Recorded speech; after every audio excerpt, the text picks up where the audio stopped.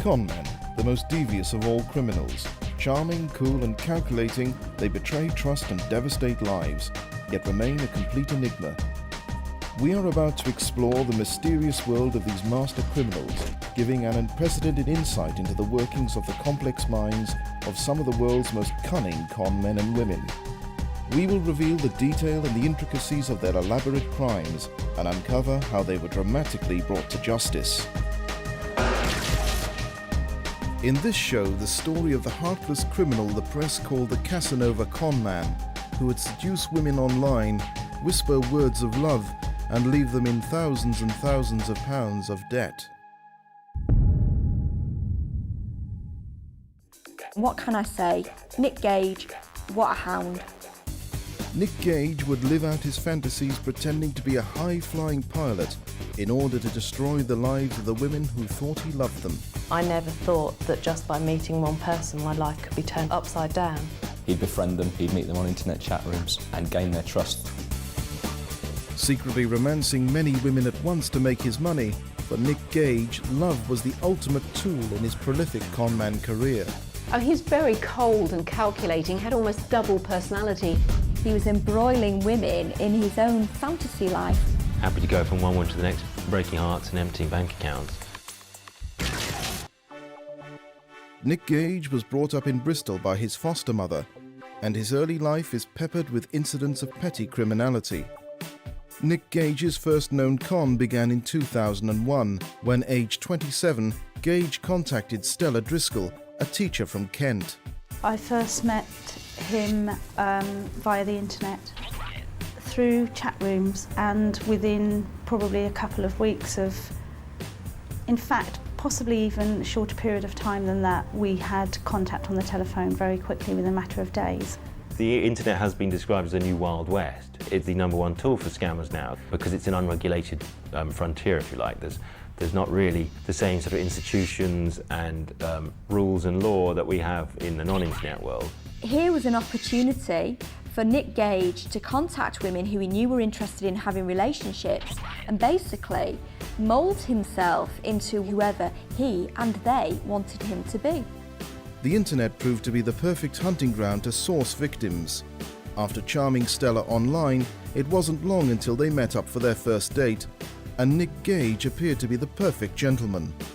I remember meeting him off the train, and you know, everyone makes a certain judgment based on what you see in front of you to begin with, you know, tall, dark man, and very affable, very charming, and yes,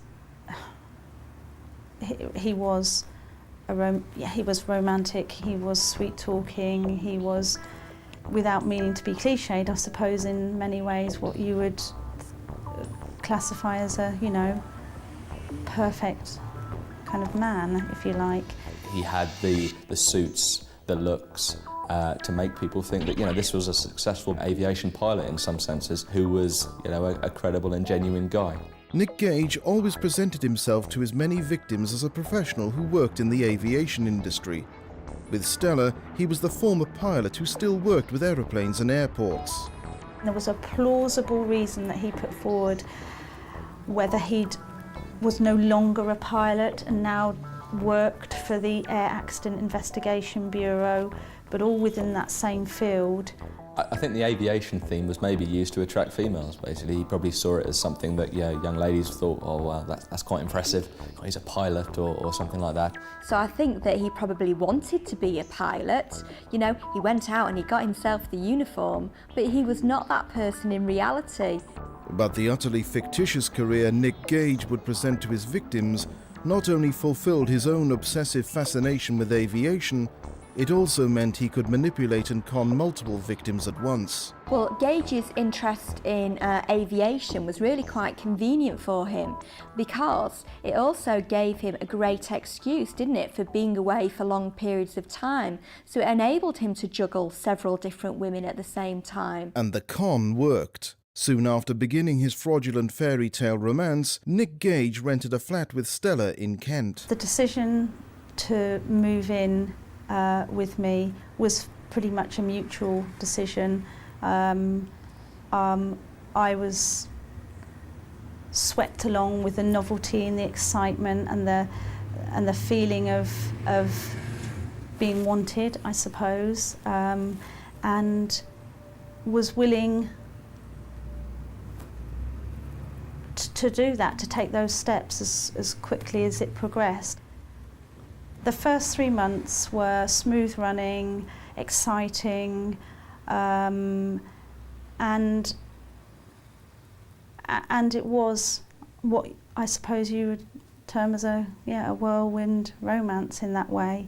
Coming up, Stella's happy ever after with Nick Gage becomes a hell on earth that drives her to thoughts of suicide. I remember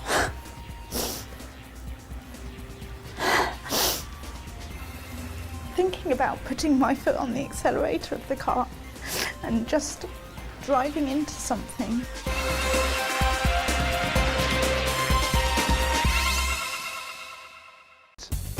Nick Gage conned multiple women by using the words "I love you" to ravage and annihilate their savings and their lives. He was very caring, and I suppose that's what I liked about it, that he was interested and that wanted to know more.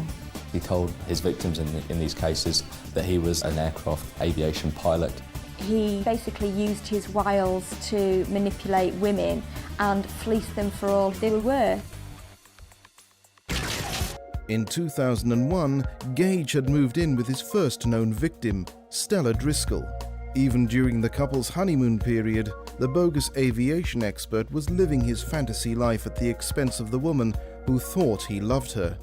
There was always a plausible excuse why he couldn't pay the rent. I paid the rent for nearly a year in the end, and during the whole period where he wasn't able to finance anything in terms of day-to-day living or anything else, there was always a promise that money was going into my account.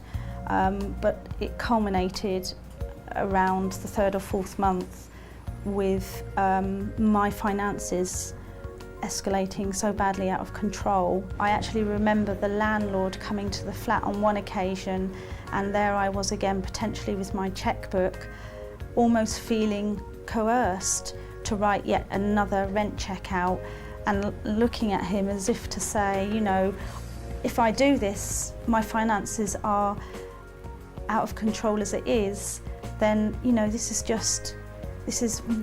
another step just too far. But him standing there, I think at the time, reassuring me that it would be fine and that within a matter of days the money would be in my account.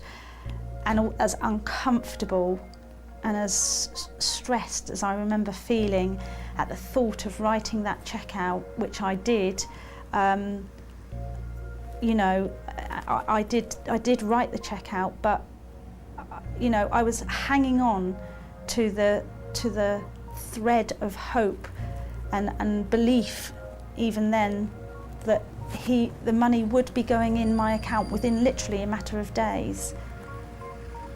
I mean, there were a whole number of other things that happened, including forging documents such as bank statements that would state that he had so much money in his account, although at the time I didn't realise they were fraudulent and very authentically drawn up, and would have taken a lot of energy on his part to ensure that they were as authentic as he could possibly make them, but now realise that that's exactly what he spent his energy and time doing. Gage also forged letters from the NHS saying he was not well enough to work, and that his cash flow was affected because his work sickness benefit had not yet come through. And when Stella, who was in reality fully funding Gage's lifestyle, started asking questions and voicing her concerns, her conman lover proved adept at emotional blackmail. I did confront him, and actually what I recall is his reaction was to turn that completely around and to make me feel as though I'd suggested something that was appalling. If you love someone and you know, you think you're emotionally involved, that I could possibly suggest anything. And so I was forced to hold on to the belief that, and never, you know, to the belief that what he was saying was true and that he was just having a tough time getting this money that he had, I believe, from a previous employer he was still waiting to come through. Now clearly this man is a good con artist. They tend to be master emotional manipulators. They're very good at turning things, flipping them completely on their heads. He would say, well, don't you love me? You know, why are you accusing me of this? Why are you doubting me? Suddenly, he becomes the victim. So a very clever ruse, a very clever way of using the emotional tie that the women had with him for his own profit, for his own gain, and just slithering out of those difficult questions. I had various companies and so on kind of issuing threats and you know, in one or two cases, bailiffs. So I was dealing with everything defaulted, absolutely everything just spiraled out of control and defaulted. And I actually wasn't able to deal with that. I remember making a phone call into my workplace to say I could not come in the next day. I was by this time starting to become quite an emotional wreck. I didn't share any initial suspicions with anyone else because you don't like to think that you don't think it's possible that somebody would go to great lengths to manipulate you to the point of to the degree that I was manipulated. But Stella's finances were hemorrhaging. Not only had her savings been eaten up, but she was now sinking further and further into debt.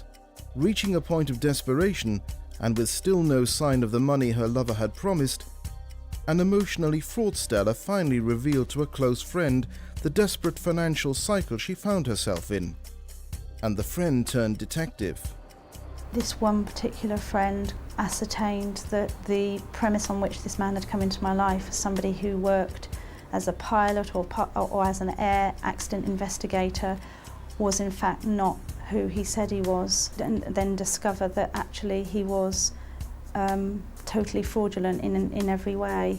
Once everything was revealed, to be honest, part of the reaction from me was an alleviation of emotional strain and pressure, because I was in a state of confusion as to what was going on and why this money wasn't going through, and couldn't understand it, because for a long time I held on to the fact that what he'd said he'd done was sincere and that those actions had been taken.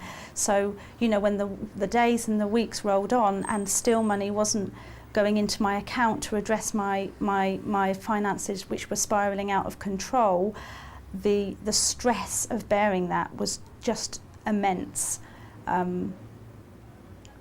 to a point of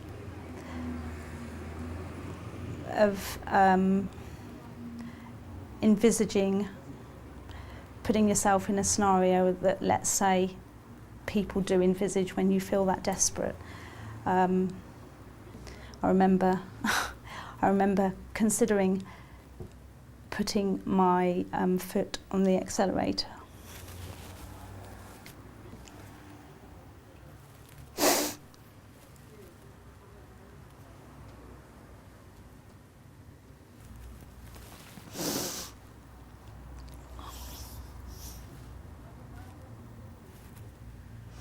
I remember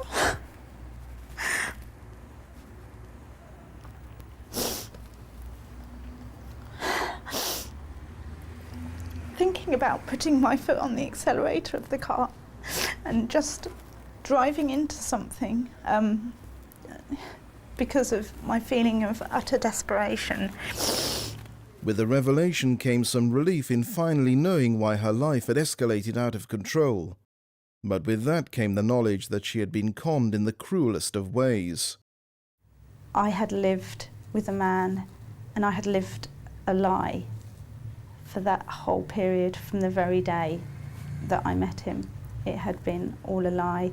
And dealing with the impact of realising that you've been emotionally conned was the first wave of realisation, and that was for some days and weeks and months to come very difficult to take on board in the first place and then to deal with on a day-to-day basis. Well, imagine this, you've met the man of your dreams, and not only does it turn out that he's been unfaithful with, you know, several other women, which would be devastating enough, but nothing that he's said to you has actually been true, let alone the I love you part.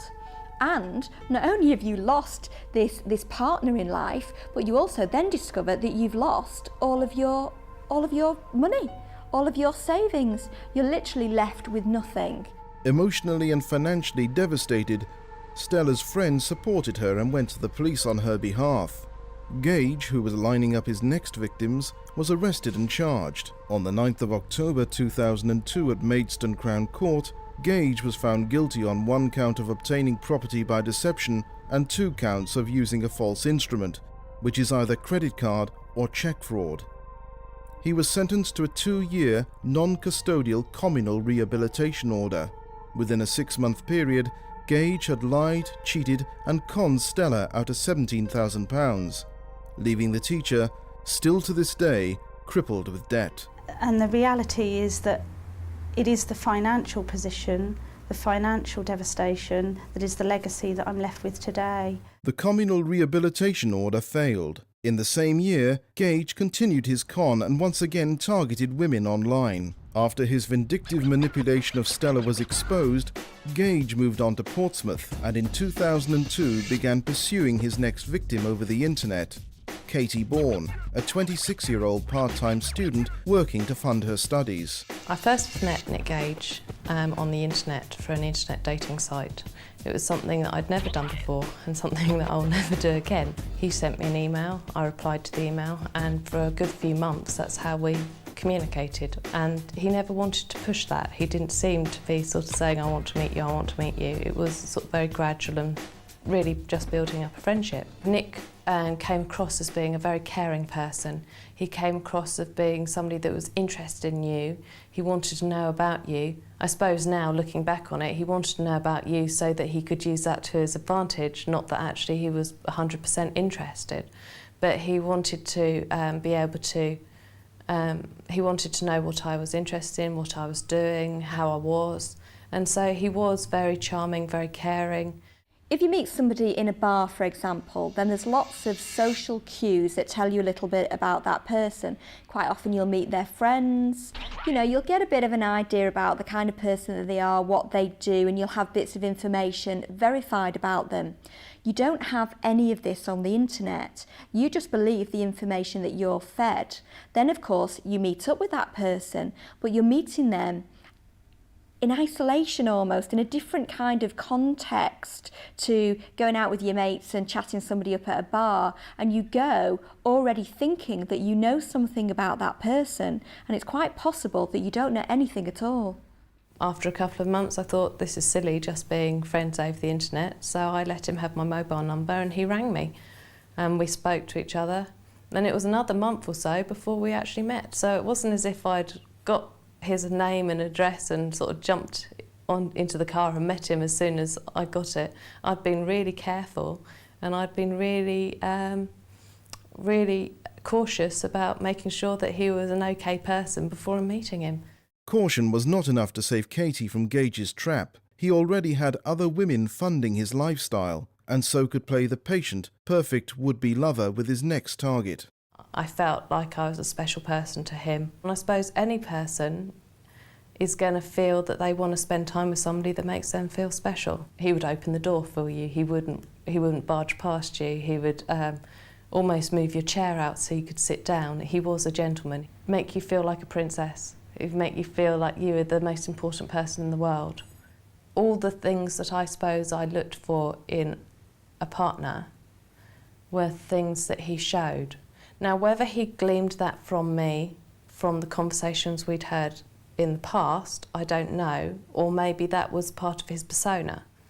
But those feelings, I suppose, intensified very quickly, and I suppose we went through quite a whirlwind romance, if you want to put it that way, within the first month, because I suppose because he wasn't working, really, he did have the time to give to me. And I was on summer holidays, so I didn't have work either. And so we were able to spend a lot of time together. He said he'd just finished doing a big assignment, so he didn't need to work for a little while. And so I suppose if you're spending that concentrated time together, you do start to feel that you know somebody and that you're cared for, don't you? And he was telling them, I love you. And they believed him. Well, why shouldn't they? Now you just think to yourself, well, what kind of hateful, callous individual can do this? I think that Gage was actually quite involved in his own fantasy here. And I think that actually the women who he was using in a cruel, cruel way, to him were just actors, if you like, on a film set. Nick was very clever in the fact that on the second date he didn't turn and say, oh, I've forgotten my purse, I haven't got any money. He always had some money on him, and he was very generous to start off with, buying drinks and things. But as I said, I was quite strong-willed in the fact that if he bought a drink, I insisted on buying the next drink. I wasn't going to be paid for. But he was very generous. He'd turn up and say, I've got you a little present, and he'd bring out a teddy bear or he'd bring out a necklace and things like that, so just little things. Once he'd gained their trust, and they certainly did trust him, and he was a credible man. Once that happened, he used that position to really go behind their backs and plunder their accounts and plunder their assets and use them for his own selfish motives. Coming up, Gage not only cons and leaves Katie in £20,000 worth of debt, but he also frames her in his crimes. You've been receiving the money that he's been obtaining fraudulently. And I looked at her and said, you're joking, I've not done anything like that. She said, I thought you might say that.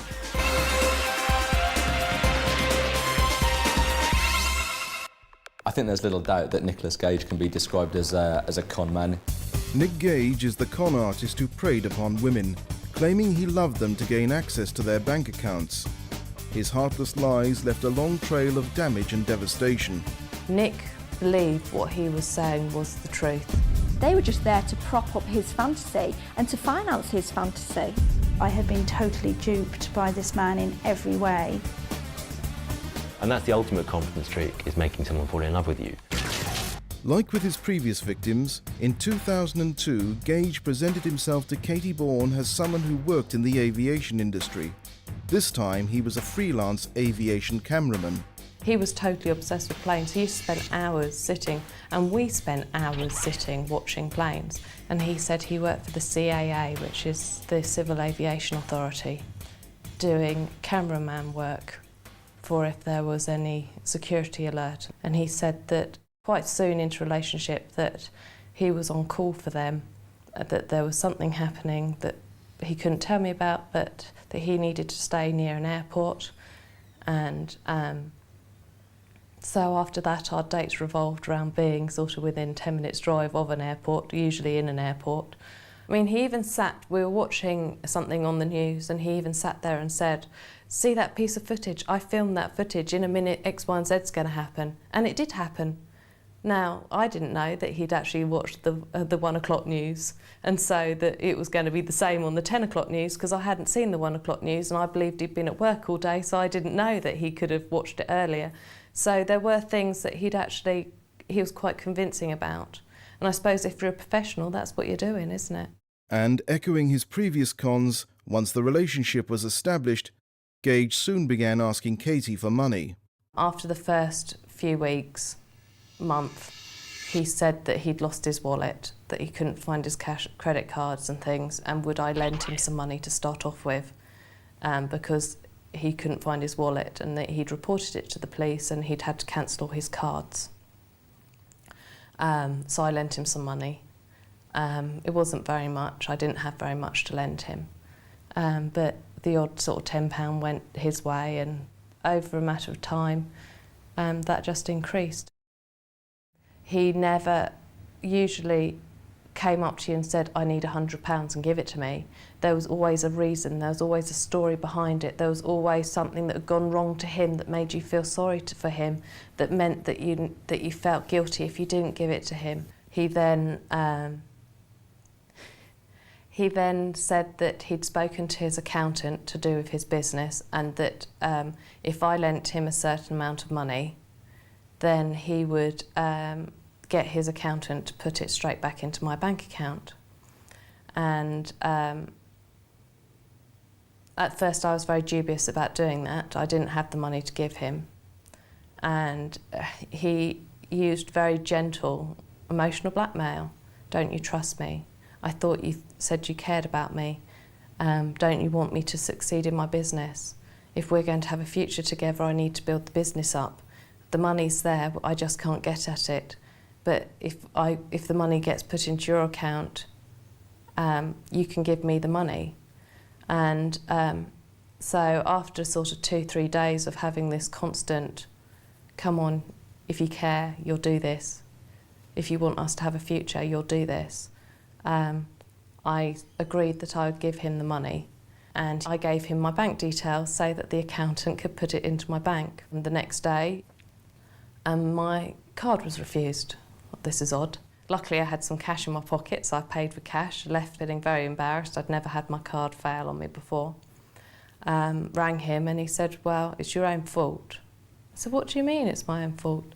And he said, well, the bank details that you gave me, you got one of the digits wrong. And I said, well, I'm sure I didn't get the digits wrong. I'm mildly dyslexic. And so I thought, and he sort of said, well, you're dyslexic. Maybe it's because you've made a mistake with writing numbers down. I said, well, I don't normally have a problem with numbers, but okay, show me the piece of paper. You produced this letter from the accountant saying that the money had gone into my account, and yes, one digit was wrong.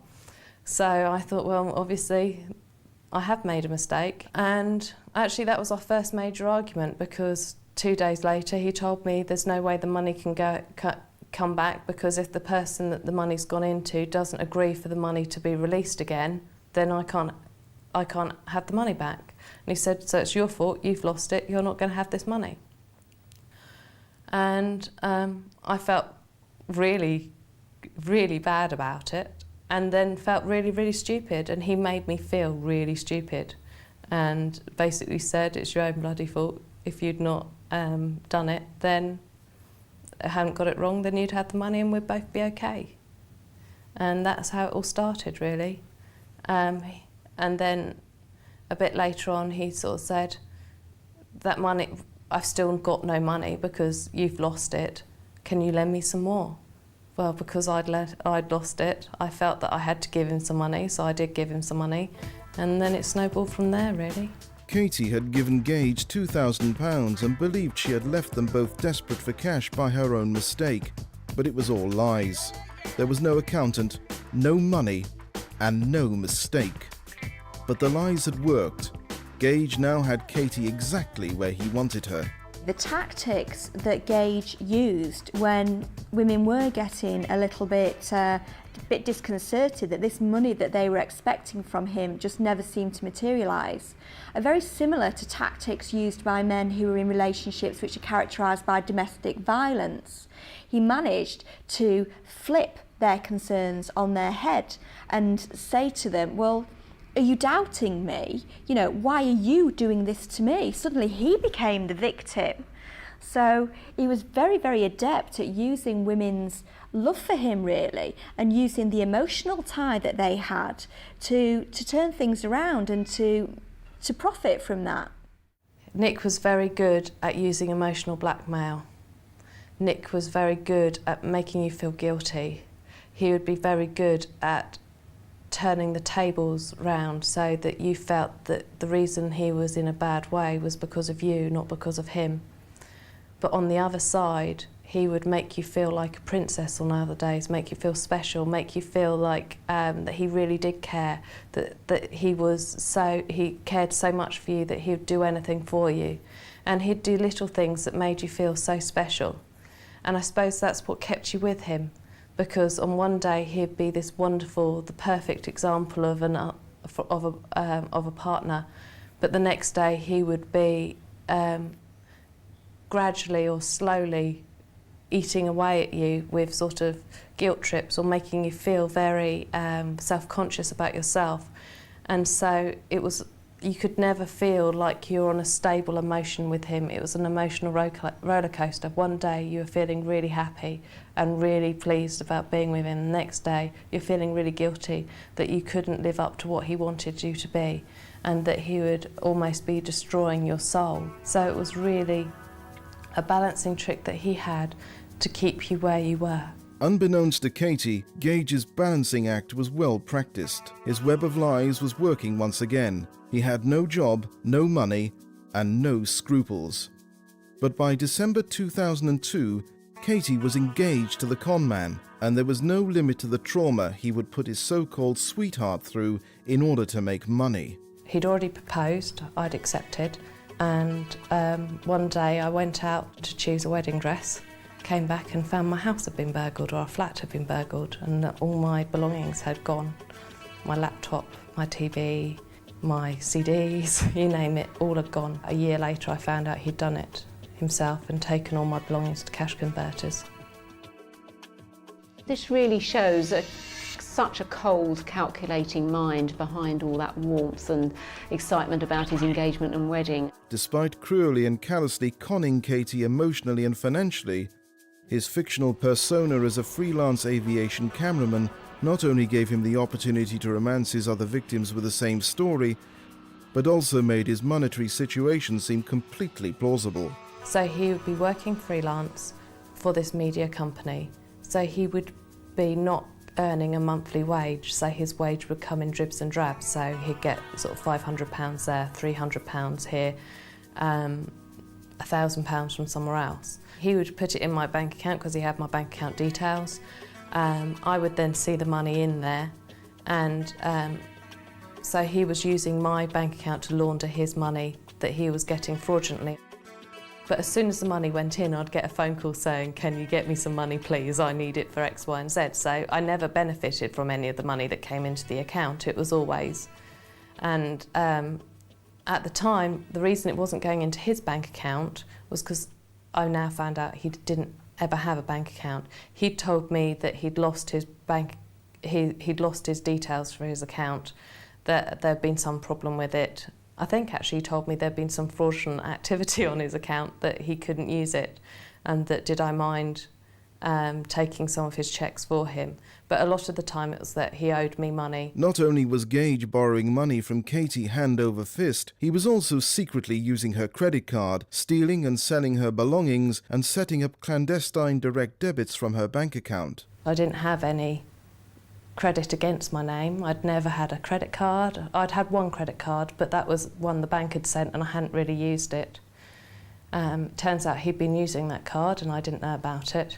He'd found it in a drawer somewhere in my home, and he'd started using that.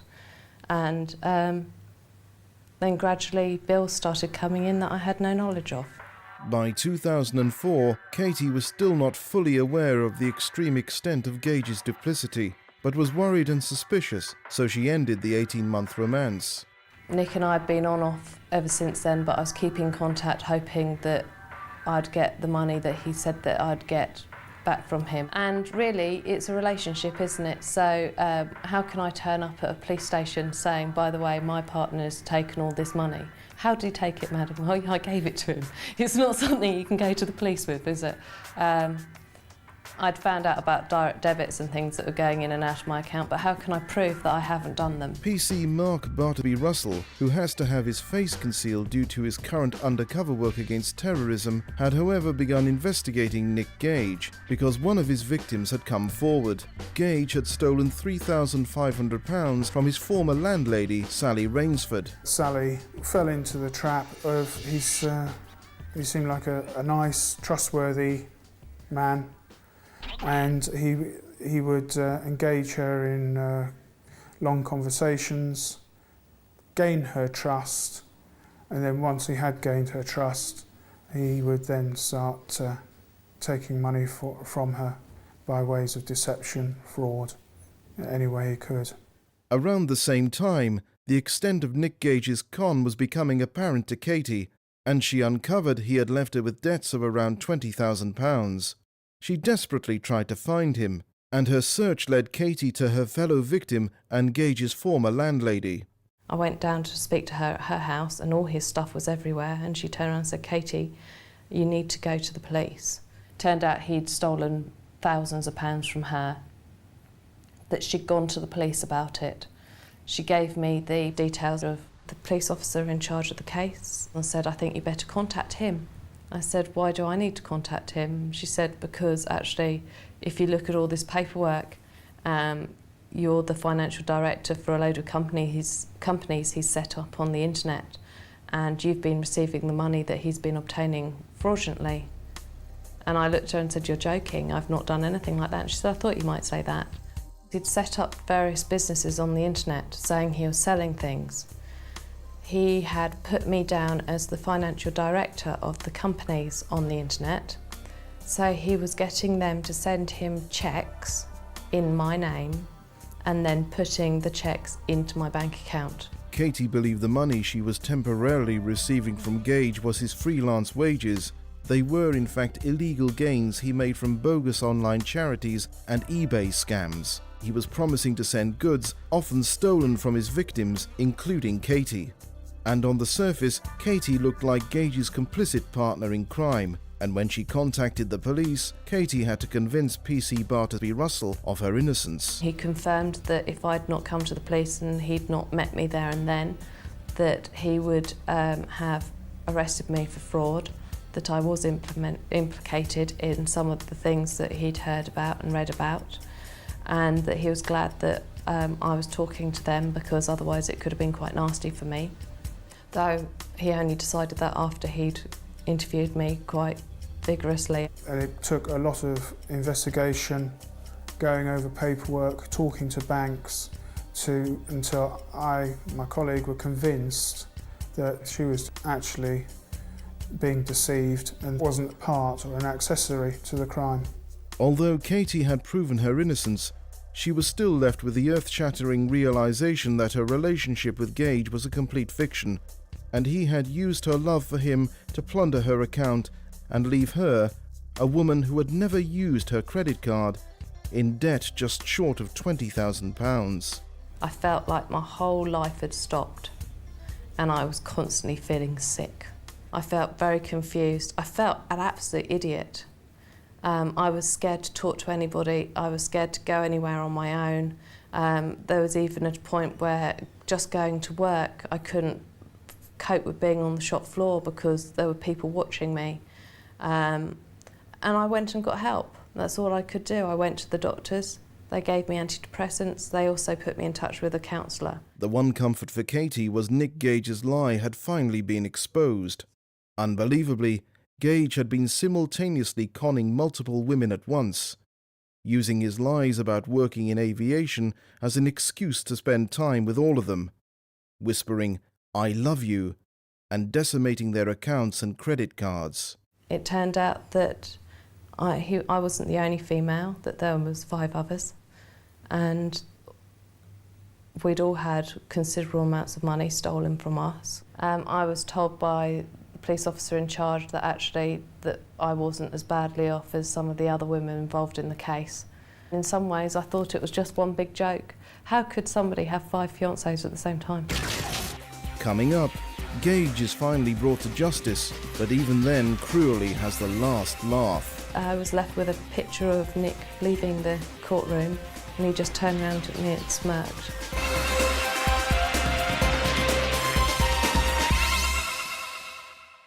Nick Gage was a kind of love rat con man. The press dubbed him the Casanova conman, as Nick Gage repeatedly wooed women and wiped out their savings, destroying their lives both financially and emotionally. I still find it very difficult to trust people. He gains their trust to the point where they will do anything for him. I have no doubt in my mind that Nick would do this again. Very few of his victims realised right until the end that he was a selfish confidence trickster. By 2005, Gage was in police custody, and Marc Bartleby Russell, who needs to have his identity concealed due to his undercover police work, had the pleasure of interviewing the compulsive conman. After 4 hours, I can't recall any truth that came from that interview. He was convinced he was an airline pilot. He couldn't see what he had done was wrong at all.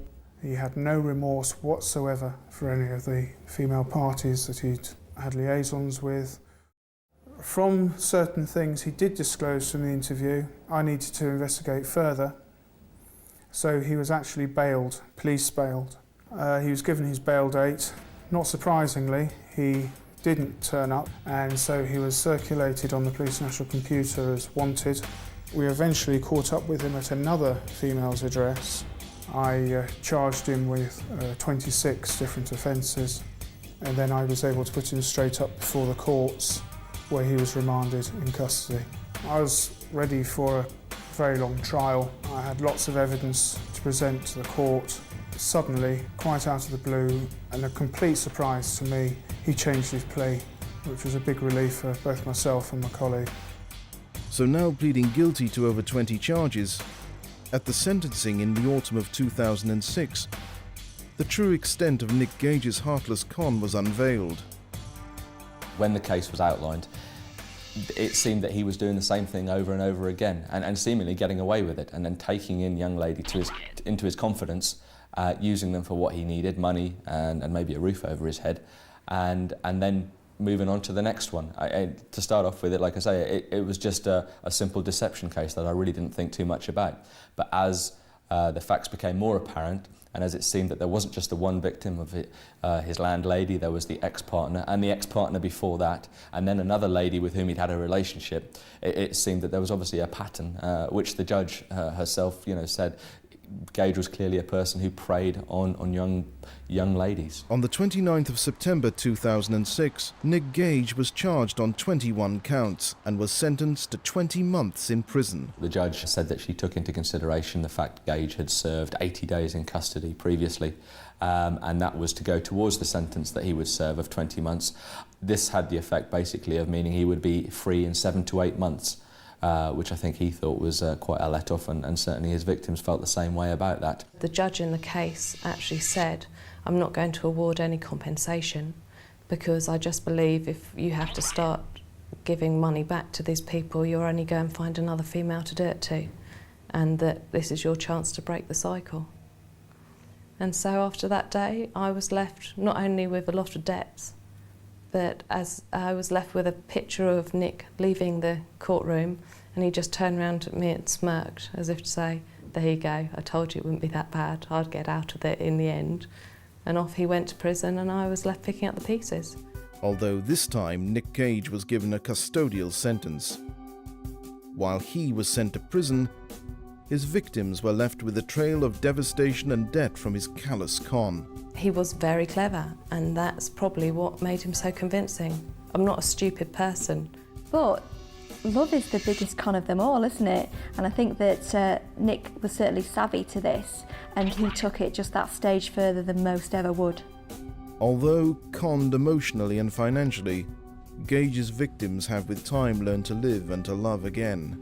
Trusting people is very difficult, but you can't tar everybody with the same brush. And so I am in a relationship now, and it is going well. But my partner now has had to tread carefully, like saying to me, I'll buy you X, Y and Z. I don't like that, because I feel that Nick used to do that, and it turned out he was using my credit card to do it. I'm in a relationship at the moment which is fantastic, which is very strong, and so emotionally I feel that I've moved a long, long way, but the real legacy that's left is still the financial destruction that was caused. So the financial legacy is still left for me to deal with 7 years on. I still pay £250 a month off on his debts, and I'll be paying that till 2009. I still won't be able to get a proper mortgage till at least 5-6 years after that, because my credit rating won't start improving till those debts are finished. Every decision I make is affected by what's happened in the past. So every day there is something that comes up that reminds me of what's happened. He's a habitual criminal, he's a career criminal. I believe there are other women out there now who are going through exactly the same thing with Nicholas Gage. Now that he's been released, he's served his time in prison. He hasn't reformed, as far as I believe. Nick is a wonderful bully. He knows exactly how to work people. His people skills are second to none. He knows how to wrap people around his finger.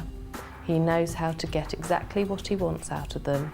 And people to this day, if they're with him, will think that I'm lying, and he will tell them that and they'll believe it till they actually wake up and smell the roses, because they will constantly believe what he's said because he's so good at twisting the truth for his own means. And he'll be using emotional blackmail even though you don't realise it. And he will also be bullying you, but it'll be such gentle bullying to start off with that you don't even know it's happening. Nick Gage is now walking free, and there is the fear he has returned to what he does best: lying, cheating, and conning. In this show, the con man who bided his time and patiently used love as his weapon to con a woman called Christine Handy out of £500,000. The relationship felt really real. Not for 1 minute did I think there was anything wrong with it. He presents himself as a well-educated, aristocratic figure, and once people start to buy into that, that's when he then starts to look to get money from them. One part of the con was posing as a member of the Rothschild banking dynasty, and experts such as forensic psychologist Kerry Danes will expose step by step how he achieved his heartless goal.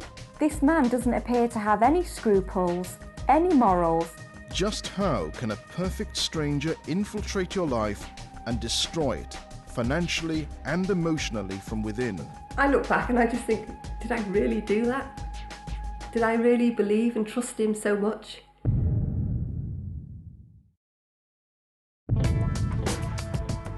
The 23rd of June 2003 was no different to any other Monday morning in Cheltenham for newly single mother of three Christine Handy. It was Monday morning, I dropped the children off at school and then was heading to work, but I had an hour to kill. So decided I'd stop and have a cup of coffee. Sat down, read the paper. Somebody approached me and asked me if they could join my table. And I said yes and carried on reading my newspaper. And then when I looked up, realised all the other tables were empty. He'd actually come to talk to me.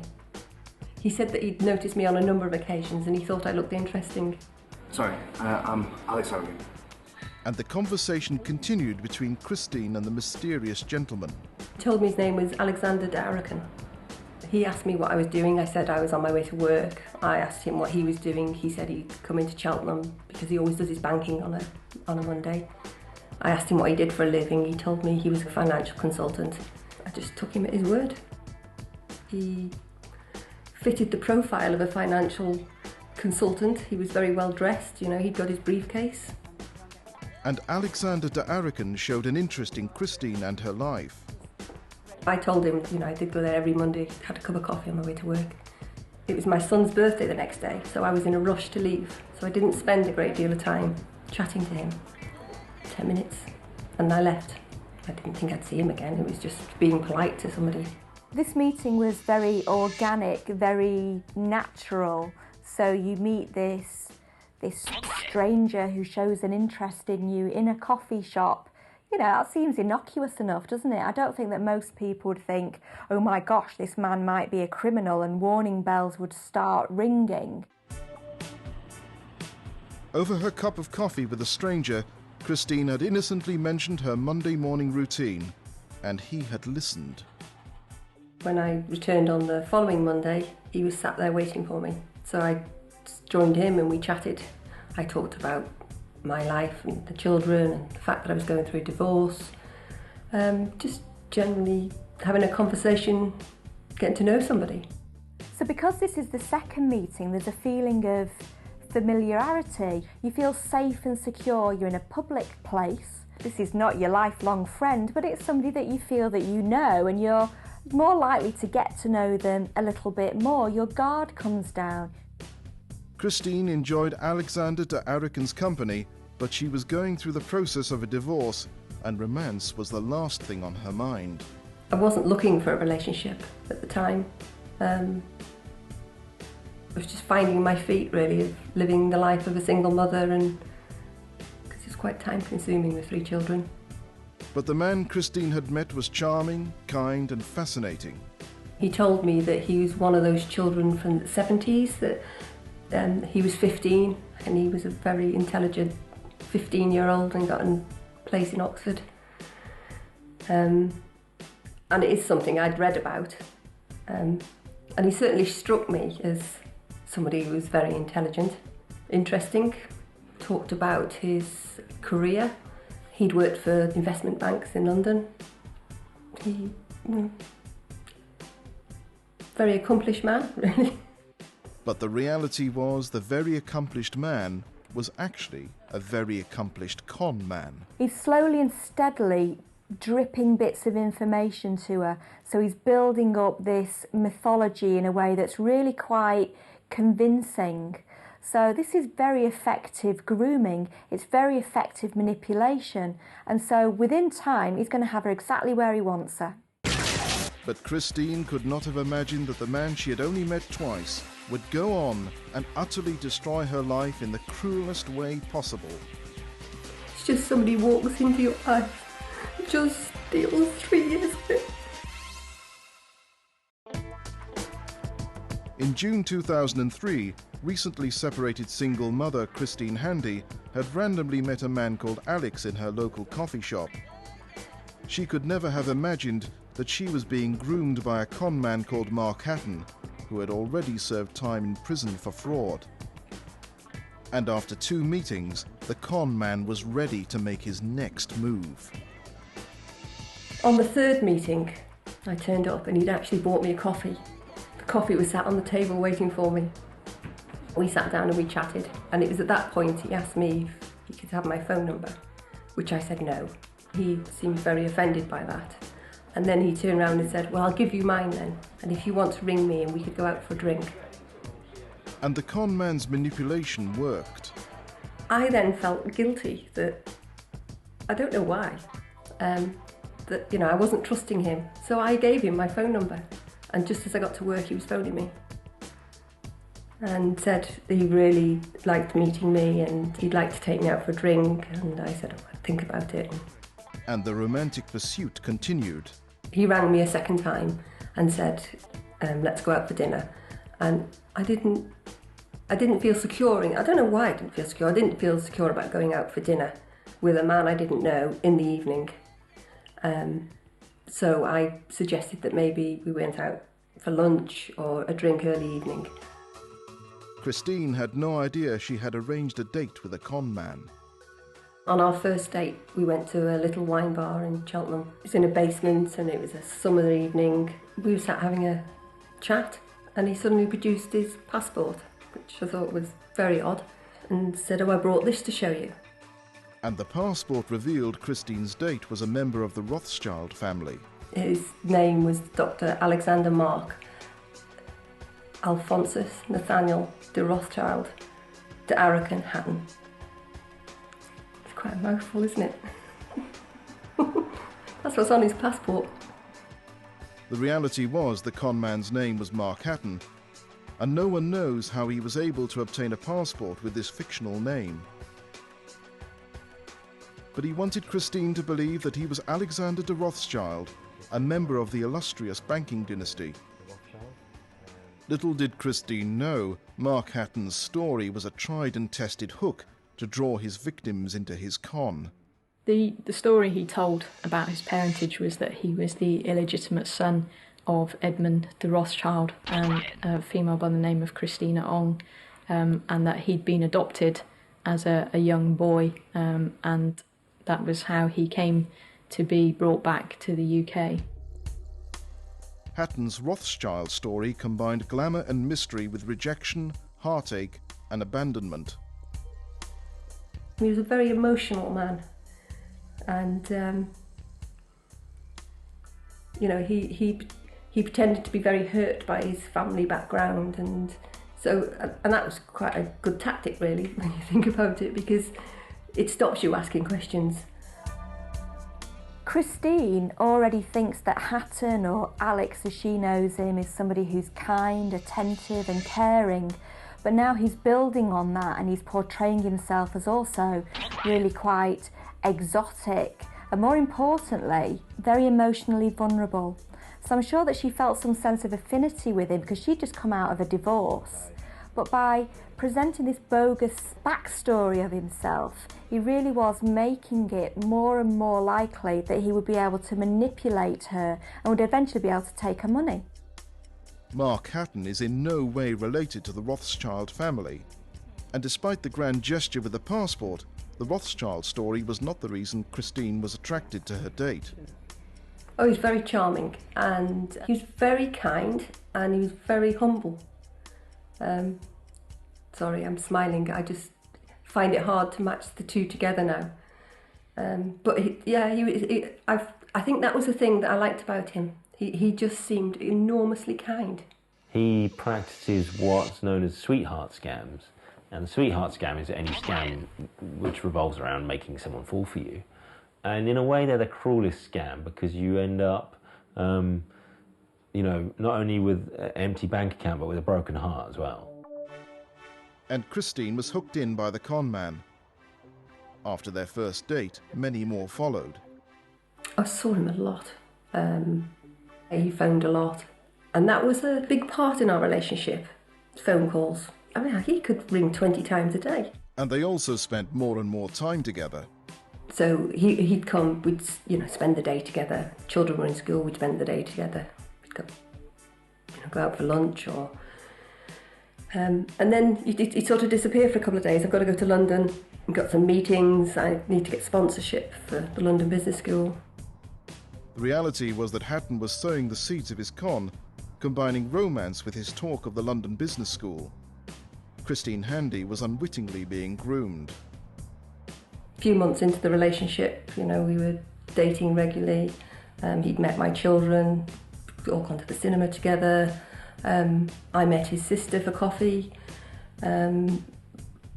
He'd met friends of mine. It just seemed like a normal relationship. The con man played the role of the perfect partner who had fallen head over heels for Christine. He was very full on. He'd never met a woman like me, and he loved me. He wanted me to be his wife, and I'm just thinking, well, this is going a bit fast. He was saying how much he wanted to get married and have a family of his own, and he never actually asked me. He never said, will you marry me? He just talked that we would get married. The con man had convinced Christine he loved her.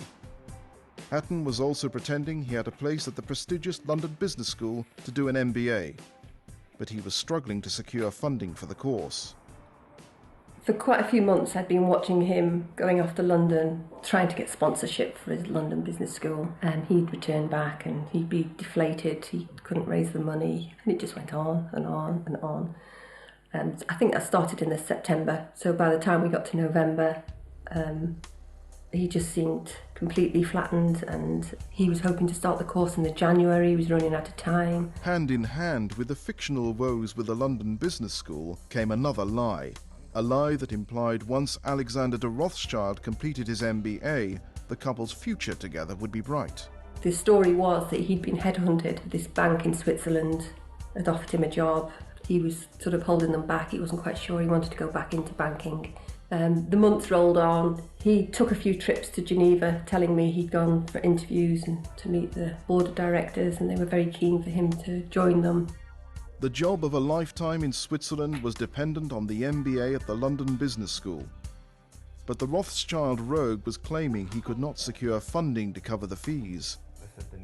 Marc Hatton had created a complex web of lies, and slowly but steadily had ensnared Christine. I think in the October I started to think, I really love this guy. I mean, he's just do anything for me, and he's so nice to me, and the kids seemed to like him when they did see him. He started then going on about how he wanted a family of his own, and I said I didn't want any more children. I was 38 at the time. I then started getting the tears of how He's obviously the illegitimate son of Edmund de Rothschild, so he's adopted, he doesn't have a real family. He wanted a family of his own, and you know, the greatest gift I could give him was a child. The reality was there was another gift the con man wanted more than a child. It was then also the time that he said about I really need to get into the London Business School, can you help me? And he seemed to be really getting down about it, to the point that he would actually sit and just cry and saying it's so difficult. You know, as soon as they realise that I'm a de Rothschild, they just assume I've got the money to do the course. I said, well, I wasn't in a position to help him because my divorce settlement hadn't finalised, but he knew it was all going on in the background. The passport, the Rothschild backstory, the job in Switzerland, the stories of the London Business School, and the endless I love yous over the past 6 months had led Christine to this point. This is what Marc Hatton had been working towards. He had put in the groundwork, and now he wanted to see a return, a £75,000 return. And I just said, I can't help you. And he said, but you could. And I said, I don't have any money. And he said, yeah, but you've got your house. I need the money. Well, I haven't got the money, I've told you that. Is there a way we can get funding for the house? Because we were going to be, at that stage, we were talking about getting married and he'd got this job in Switzerland. So you're going to have to sell your house in maybe a year or 2 years' time. So that's what I arranged to do. I put a charge on the house and lent him the money for the course. By the time I got the money to him, that was in the December of 2003. Everything seemed normal. Come the January, he started at London Business School. He'd have all his books and his suitcases and his computers.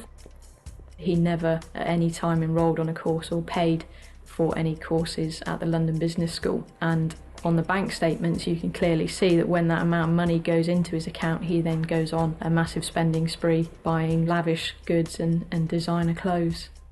Hatton spent every penny. But there was more money to be mined from Christine. And the cruel con man was not prepared to give up his sweetheart scam until he had taken everything. Now clearly, for Christine Handy, there were no warning signs that actually Hatton was just using her. When we're in love with somebody, what happens is the halo effect. You only see the good in your partner and you just ignore the bad things. But it's interesting that it wasn't just Christine that was taken in by Hatton. Her friends and her family also didn't think there was anything amiss with this gentleman, even though he didn't want to move in to live with her. Marc Hatton never moved in with Christine because he needed quiet to study for his fictional MBA. But he convinced Christine that he would live with her when they started a family together. At the time I'm thinking, I do love this man and we are going to get married. And, you know, he's only asking for what other people want when they're in a relationship. And I did have 3 children from my marriage, so I can't deny him the right to be a father if he's, you know, with husband and wife. So I did succumb to his manipulation.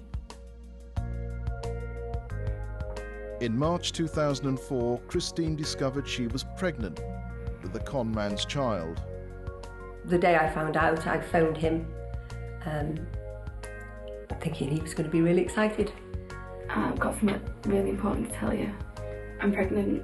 And there was just total silence. Alex, are you there? And I'm filled with dread because I'm thinking, but this is what he wanted. And I felt confused. And I said to him, but, you know, isn't this what you wanted?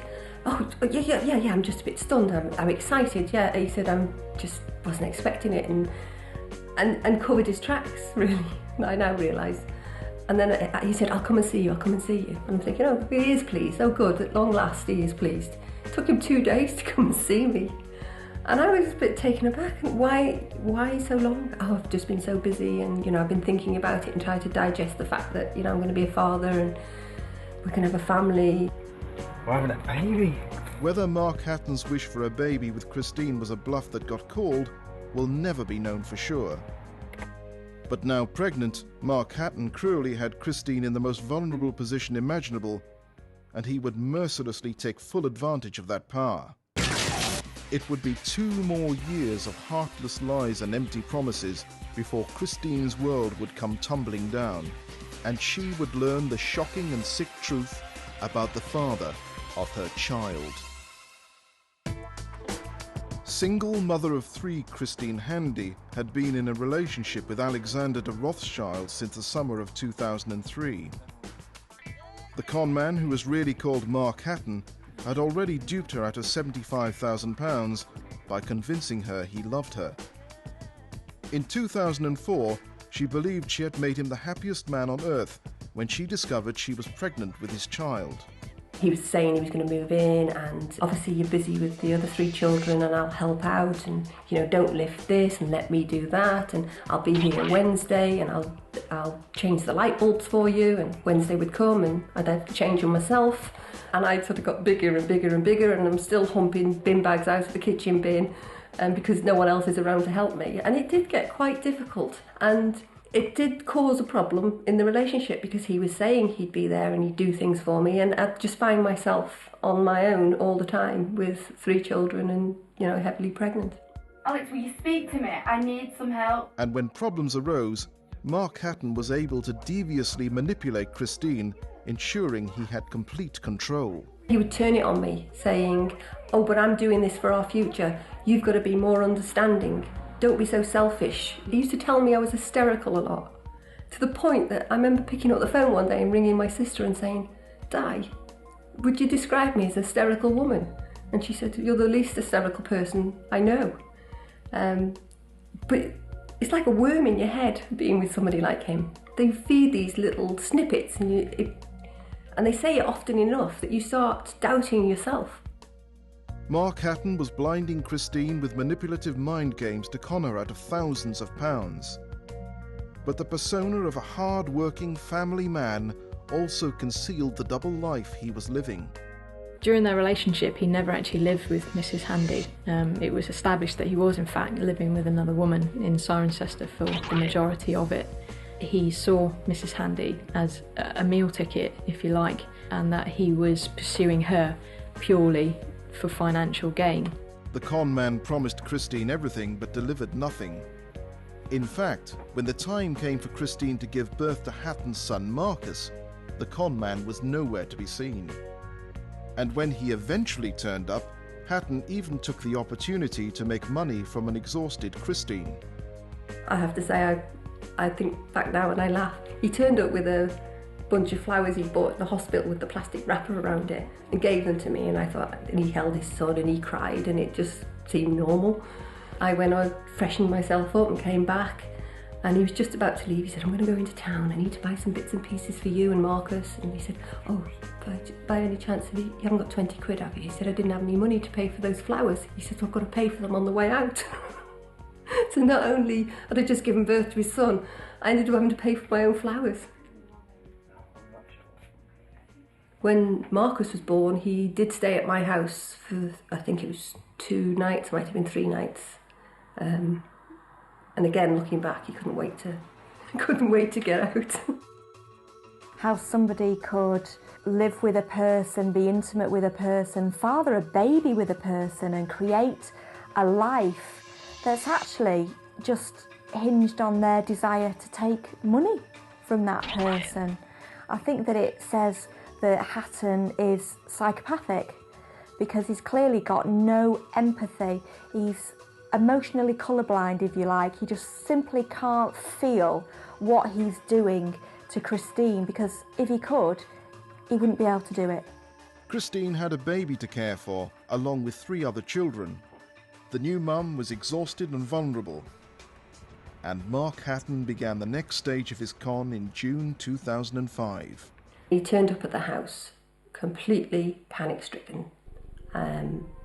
He looked like a rabbit in the headlights. He was scared, he was emotional, very tearful. And I'm saying, "What's going on?" And he said, "They've hit me with a tax bill for £80,000. And he just went on and he was beside himself. And he said, "I really need you to help me." And I said, I can't raise that sort of money. And he said, "Well, there's no choice for it then. I'm going to have to leave the country." And I'm thinking, great, here I am with your son, and he's going to take off. I couldn't let it happen, It's sort of, I felt I had to help him, otherwise I didn't know what was going to happen. And I said I just couldn't raise that sort of money. I could get 50. And he said to me, which was reassuring, a little bit of reassurance. He could raise the other 30. Christine had previously loaned Hatton £75,000 back in the December of 2003 to cover the fees for his bogus MBA. Now, July 2005 saw her loan him a further £50,000 for his fictional tax bill. All the money was frittered away on luxuries and in designer shops. Throughout their relationship, Hatton had talked about moving to Switzerland with Christine. He then set about persuading Christine to sell her house, arguing that when he took up his Swiss banking job, they would need to move quickly, so it would be best if she lived in rented accommodation. He started talking about, he was going to sell his house and you should put yours on the market. And that filled me full of dread, because I've got a newborn baby, and I'm just thinking, could I go through all the process of selling a house and moving somewhere else? But he kept saying it was important. He wanted to be able to leave very quickly. If I was in rented accommodation, we could just pack up and go. This is quite an interesting tactic on his part, because it's a kind of emotional hurrah, in the sense that the hurrah is where you get someone who's already invested to an extent to invest even more. And at this point, bear in mind, Christine really needs him to be telling the truth. The consequences of him being fake are too horrible to contemplate. So that's how he really plays the hurrah in this instance. It was then in the summer of 2005 that he convinced me it was time to put it on. And because I think we were supposed to be leaving in the January of 2006. So I sold the house, moved into Cirencester, and thinking, well, I got there in the August, so I'm thinking, a few months, come January, we'll be going off to Switzerland. The move into rented accommodation was temporary as far as Christine was concerned. Once again, Hatton's promises of moving in never materialised. But moving Christine away from the security of Cheltenham not only meant that she had sold her £500,000 home, it also meant that for the first time in their relationship, that Christine was truly at his mercy.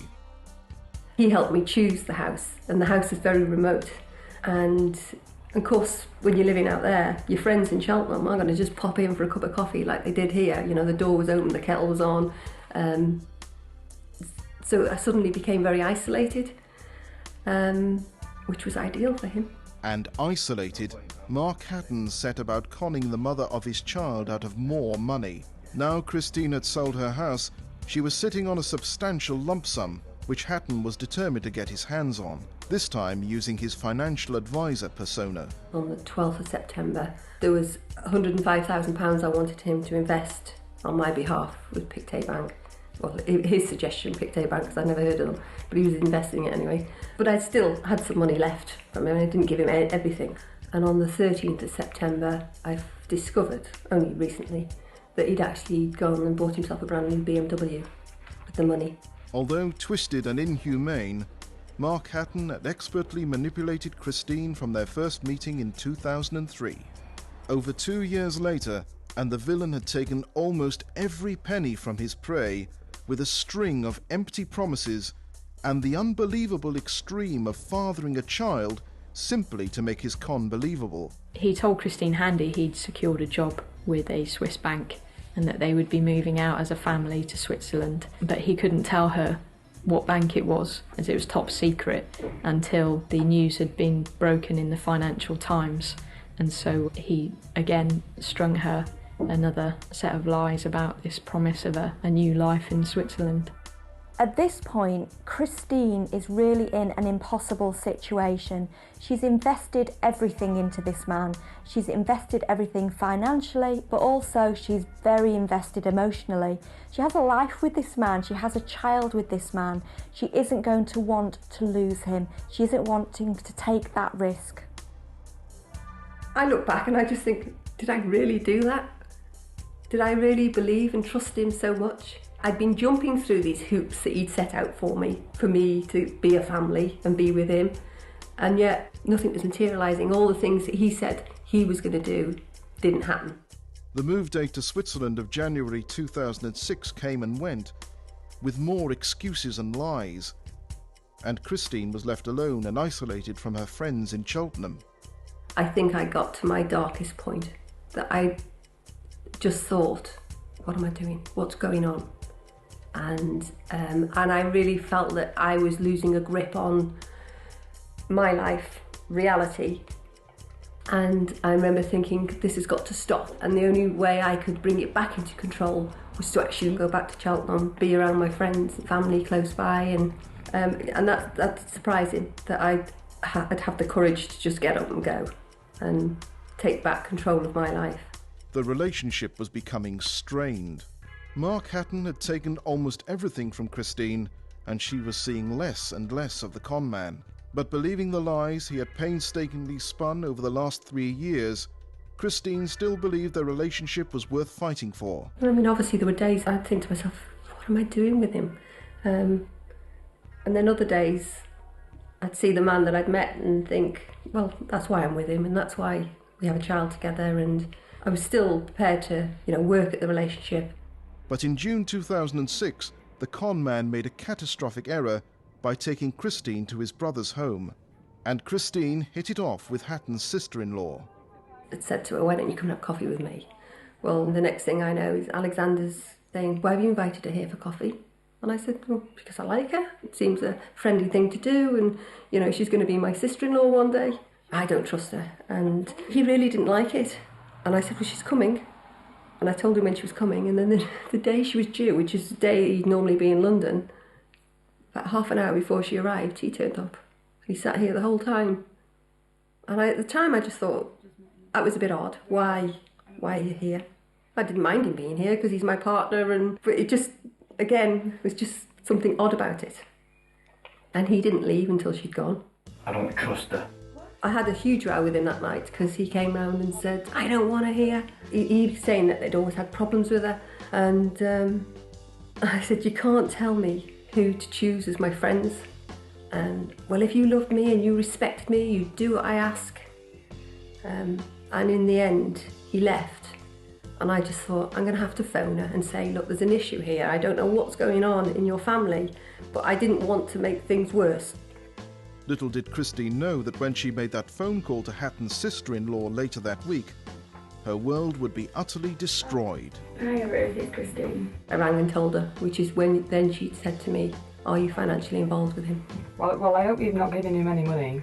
Her words were, if he's a Rothschild, then my husband's Mickey Mouse. And I'm just thinking, God, it's a real panic. At that stage, he was supposed to have been in Geneva, so I couldn't talk to him about what she said. And I had to sit on this information she'd given me for 3 days. Marc Hatton's sister-in-law told Christine how he had already defrauded a woman in Italy as well as his own brother. I didn't know who to believe. And eventually he rang me saying he was back from Geneva, so I just put it to him what she'd said. And he just went berserk. I told you. She's a liar. How dare you? How can I trust you? You don't do what I tell you. And in the end, I didn't know what to believe. It was just, I just felt like in this constant state of panic. After that phone call, Christine didn't see the man who told her he was a Rothschild. He disappeared, and she was left in limbo. Christine desperately needed to know if her partner was in fact a con man, and if she was ever going to be paid back the hundreds of thousands of pounds that she had loaned him. After months of frantically trying to contact him, Hatton eventually turned up at Christine's door. The last time I saw Alexander was on the 22nd of November 2006, when he stood on the doorstep and said, I think you should go back to your ex-husband until this all blows over. My ex-husband? Why? I think I was just stunned, really. I didn't know which way was up. Marc Hatton would not admit that he had conned Christine, but he did beg her not to go to the police and promised he would pay the money back in the next 6 months. The horrific truth was becoming clear. Alex! Alex! To discover after 3 years that actually you've been living in a fantasy and not a fantasy of your choosing or your making must be absolutely devastating. Christine would have had to have absorbed the fact that not only has she lost financially, but she's also lost one of the most important people in her life. I didn't know who to turn to and who to talk to. I was worried about, I had no money left and I couldn't pay my rent, so I was doing things like going to the Citizens Advice Bureau about how I could maintain living and looking after the children. I took myself over to the police station and spoke to a police officer there, DC Arkle. In December 2006, Christine Handy came to the police station to report that she believed she'd been conned out of a substantial amount of money by Mr. Hatton, who she knew at that time as Alexander de Rothschild. The difficulty really was they were in a relationship, and within normal relationships people give each other gifts and lend each other money. So the difficulty with this was proving that he had deceived her to get all or part of this money that she'd given him, and that's why we needed sort of documentary evidence to be able to prove that what he'd told her was in fact a lie. And I realised then what a slippery little character he was, and I realised that I'd got a lot of work ahead of me to be able to give them a case to work on. And I also had to look at ways of getting my money back, which is, I then decided I would make him bankrupt. Christine was able to have Hatton declared bankrupt in July 2007, which opened up his accounts to close scrutiny. And as soon as the police were able to compare Christine's bank statements with Marc Hatton's, it became clear exactly what he had done with the money. He would just go on what appeared to be a massive spending spree as soon as the money went into his account, mainly in areas such as Bond Street, places like Harrods, Ralph Lauren, or top designer shops, and he would be spending thousands of pounds a day, and that pattern of spending would just continue until all of the money was gone and his account was once again in the red. There was a strong case against Marc Hatton, but the con man had vanished. He was circulated as wanted, and inquiries were made with airlines to see if we could establish if he had left the country. But at the same time, Mrs. Handy had set up a website called youbetrayedme.com, which I think she'd set up to warn other women of what had happened to her. Christine had been conned in the worst way imaginable, but she was not prepared to play the role of the victim. Rather than admit defeat, Christine Handy fought back. So I had to put my story out there to bring up his profile, so I could get some idea, if anyone saw him, they could notify me, to warn other women if he was doing the same thing in London or anywhere else. She wanted to actually get a little bit of control back. She wanted to be able to recuperate a bit of self-esteem, really. And so I imagine that that's why she went to the lengths that she did in order to fight back. So, with the website up and running, all Christine could do was wait. I got quite a few emails from people saying how sorry they were, and then one day I got 3 emails, all from the same family in Mount Kisco in New York, saying that he was there and he was doing the same thing. The family had become concerned that the illegitimate Rothschild the wealthy divorcee was living with was not who he said he was.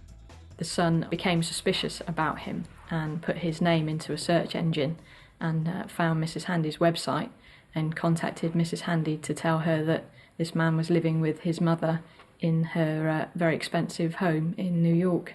We informed the police where he was, and they said, right, we have to apply for an international arrest warrant and we have to apply for an extradition order, by which time he will have moved on. And that was not an option for Christine. She headed to New York with a friend for moral support. Armed with the bankruptcy papers, determined to confront the con man. When we arrived in New York, we arranged to meet Gil Alba, the private investigator who we'd employed to put him under surveillance. The private detective took Christine to a local gym that Hatton visited most mornings. So we saw him coming out in his shorts, and I got out the car then and walked over towards him. I just said to him, "Remember me?" And he looked at me and he said, "Don't do this, Chrissy." And again, it put me on a back foot, and I'm thinking, do what? I haven't done anything. I'm just trying to get you to answer some questions. He walked off and I just shouted, "Here's the bankruptcy papers, I'll put them on the windscreen for when you come out." Marc Hatton now knew that he had not beaten Christine, and days later she discovered he had been arrested by the FBI. Oh my God, that's brilliant news. But little did Christine know that back in the UK, there was another warrant for Hatton's arrest, and this charge was even more sick and twisted than the living hell he had put her through. That did turn my world upside down. That was really difficult. I felt so much guilt just by association. Sorry. In April 2008, Marc Hatton had been extradited back to the UK from the USA. For 3.5 years, he conned Christine Handy that she was his partner, she had his child, and loaned and trusted him with hundreds of thousands of pounds. However, the abhorrent way in which Marc Hatton had treated Christine was overshadowed by new allegations. Mr. Hatton was charged with various offences of rape and sexual assault. Due to the seriousness of those offences, the trial for those matters took precedence over the fraud trial, and therefore they took place. In May 2009, he was found guilty of those offences. The entire time Marc Hatton had been manipulating Christine Handy, he had actually been living with another woman. Monstrously, Marc Hatton had raped and sexually abused the woman's young daughter while she was between the ages of 13 and 17. When the teenager was 15, the con man paid for her to abort his child. At the same time, Christine Handy was pregnant with his son Marcus. Christine now had to face the reality that she had not only invited a con man into her home and heart, she had also invited a paedophile.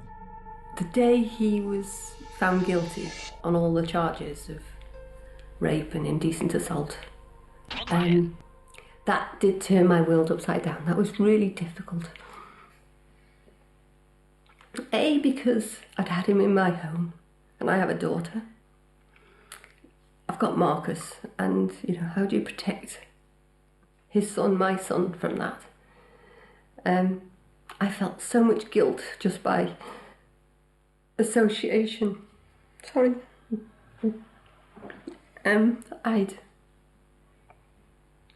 I'd taken him into my children's school. He used to come with me when I picked the children up. It was hard.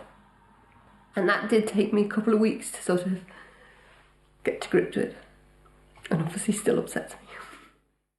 It's not surprising to me that Marc Hatton was committing sexual offences against children at the same time that actually he was conning Christine, because here's a man who's totally ruthless. He gets what he wants, doesn't he? Regardless of what it is. He's quite happy to abuse people in an intimate way. So there are lots of parallels between the two offences. Although they're different, actually psychologically they're the same. This is a man taking what he wants without any thought for the person that he's taking from. Hatton was found guilty of rape and sexual assault in May 2009. However, the sentencing was delayed until after the Crown Court trial for the callous and cruel con against Christine. And in February 2010, the trial began, and Hatton was pleading not guilty. I was terrified of the thought of going to Crown Court, but at the same time, I realised that it was my chance to be able to stand up and say what was true. But it was the day that the jury went out to deliberate. I remember sitting outside the court thinking, oh my God, I'd fought so hard to bring him to justice, and if they didn't find him guilty, then all that effort, and that was a difficult moment. On the 16th of March 2010, the verdict came in. I just remember sitting there when the court clerk was asking them, how do you find him guilty on count one? I'm counting them 1, 2, 3, and it was just sort of like, oh thank God. They'd found him guilty on all 7 counts of deception. Marc Hatton had been brought to justice for his Rothschild con and found guilty of 7 counts of obtaining money transfers by deception. On the 17th of March 2010, the monster was sentenced for all his crimes. The judge sentenced him 15 years for the rape and 3 years for the fraud, so he was to serve a total of 18 years. This sentence was bigger than we expected. I was surprised. It's a long time. But he got what he deserved. With Hatton behind bars and the nightmare finally over, Christine Handy had to start piecing her life back together. I think the most shocking aspect of this con is the very intrusive nature of it. Not only has this man tricked his way into this woman's home, he's tricked his way into her wallet and he's tricked his way into her heart. It's so difficult to talk about it now because how you felt at the time and now realising it's a complete lie.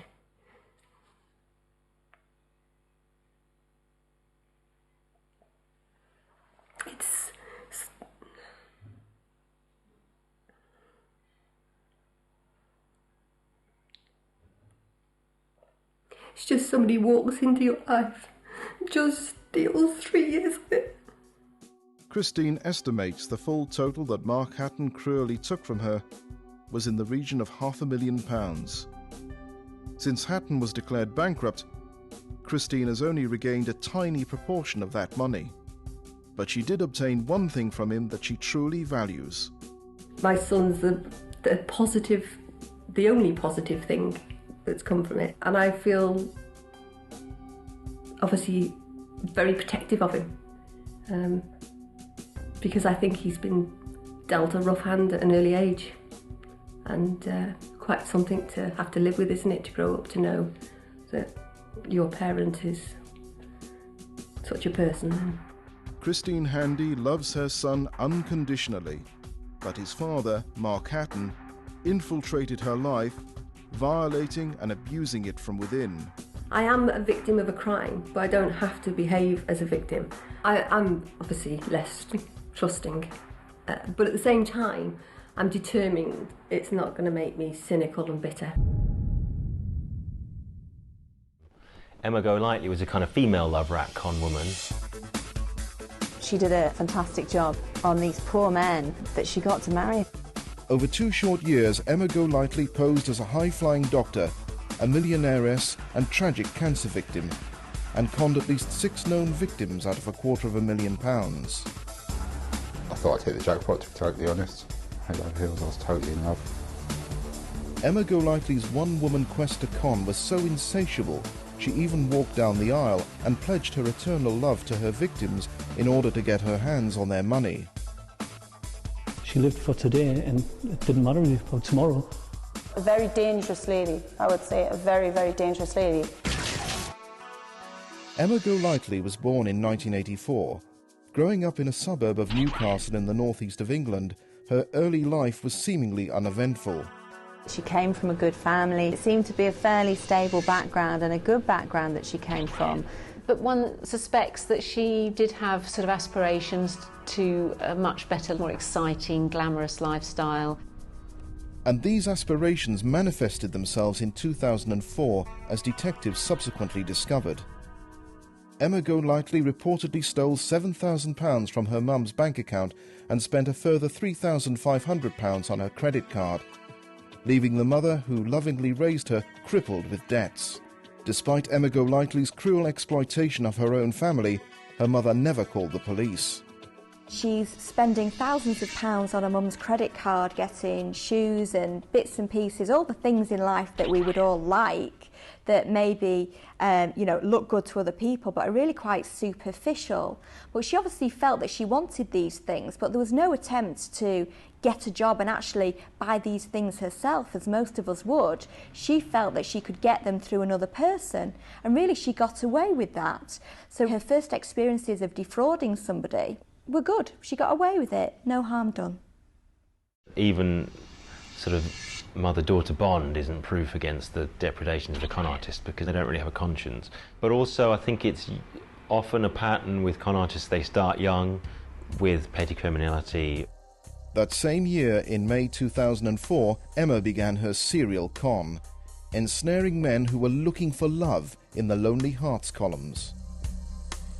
Basically, all of the gentlemen who've been scammed by Emma, she met through internet dating sites. She'd put a profile of herself onto the internet, which people had then corresponded to via email. The email had then led to sort of a meeting, and the beginnings of relationships had been sprung up, basically. Before she was on the internet, she would also use Lonely Hearts columns in newspaper. And both of those arenas are very good for a con artist because you get what you call a self-selecting mark. effectively. The marks volunteer, they come to you. And in particular, you know they're vulnerable to a potential con because they're lovelorn, they're looking for love. So that advertises them as a mark right off the bat. Part of me wants to say, well, she's your femme fatale, she's your confidence trickster who uses her considerable sexual charms. In actual fact, when you see her, she doesn't really appear to meet that. She's, at the risk of sounding catty, she's hardly a femme fatale, but she was clearly able to use some sort of charm in order to manipulate men. And the first known man Emma Golightly charmed was Chris Williams. Like the many victims Emma would target in the future, Emma met Chris online, and after emailing they met up and romance blossomed. Chris was a successful 31-year-old who ran an engineering company in Gateshead. He believed the girl he was dating was a wealthy 23-year-old who worked for her successful solicitor father. In reality, it was all a sham. 20-year-old Emma had even lied about her age, adding 3 years, but the con woman could play the role like a pro, easily passing herself off as a successful professional 20-something.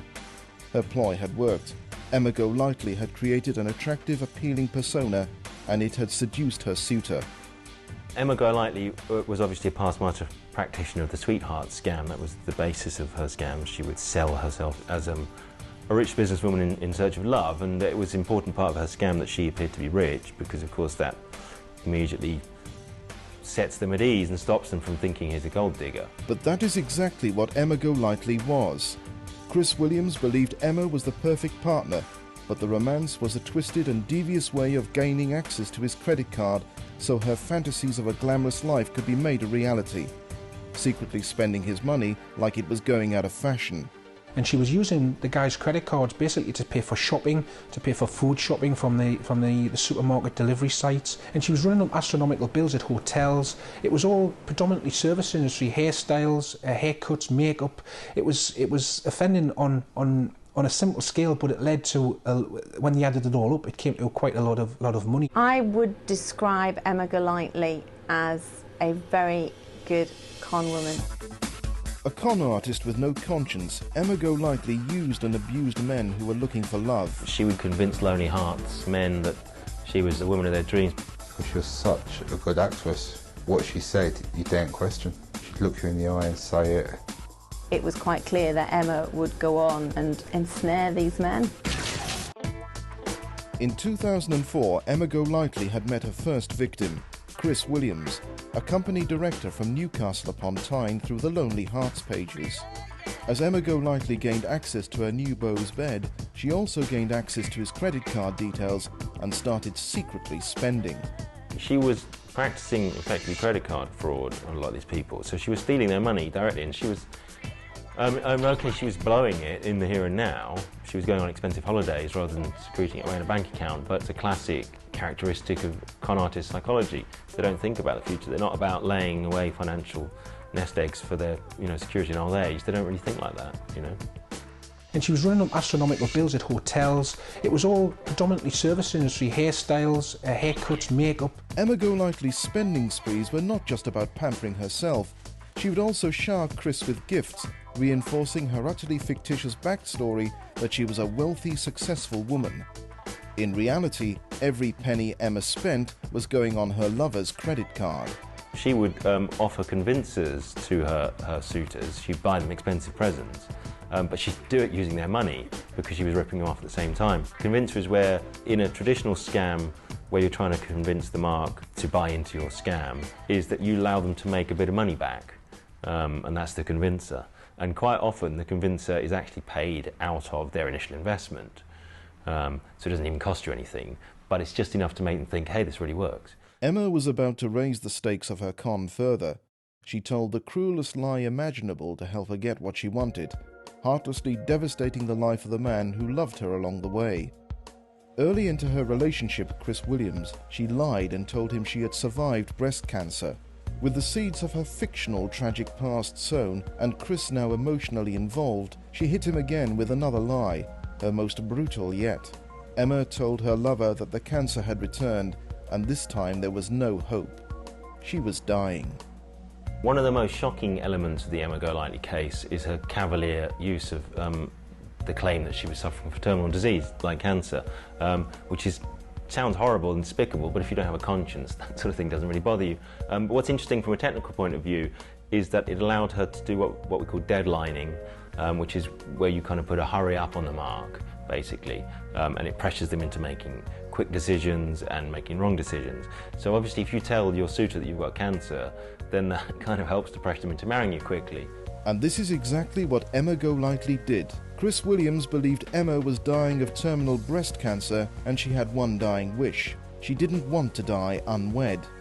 Chris proposed in September 2004, just 5 months after meeting, and despite innocently playing a role in her sick fantasy, he was the model fiancé. He had a contract business and he lost a lot of contracts because he was having to take her to the Newcastle General Hospital for appointments, but she would never let her come in and speak to the consultant. It was all a cruel charade, but just 7 months after meeting Chris, in December 2004, Emma, the dying bride, and Chris Williams married at Gateshead Registry Office just 2 days before Christmas. Emma's wicked web of lies had worked. She was living out her desires with no thought about the consequences of her actions and the person whose life she was destroying. She probably fantasised about it as a child, you know, the wonderful wedding and the beautiful home and people respecting her for her high-flying career. Was that about the actual ceremony itself? Because it's great to wear a white dress and be the centre of attention and feel loved and feel cared for. I'm sure that must have been part of it.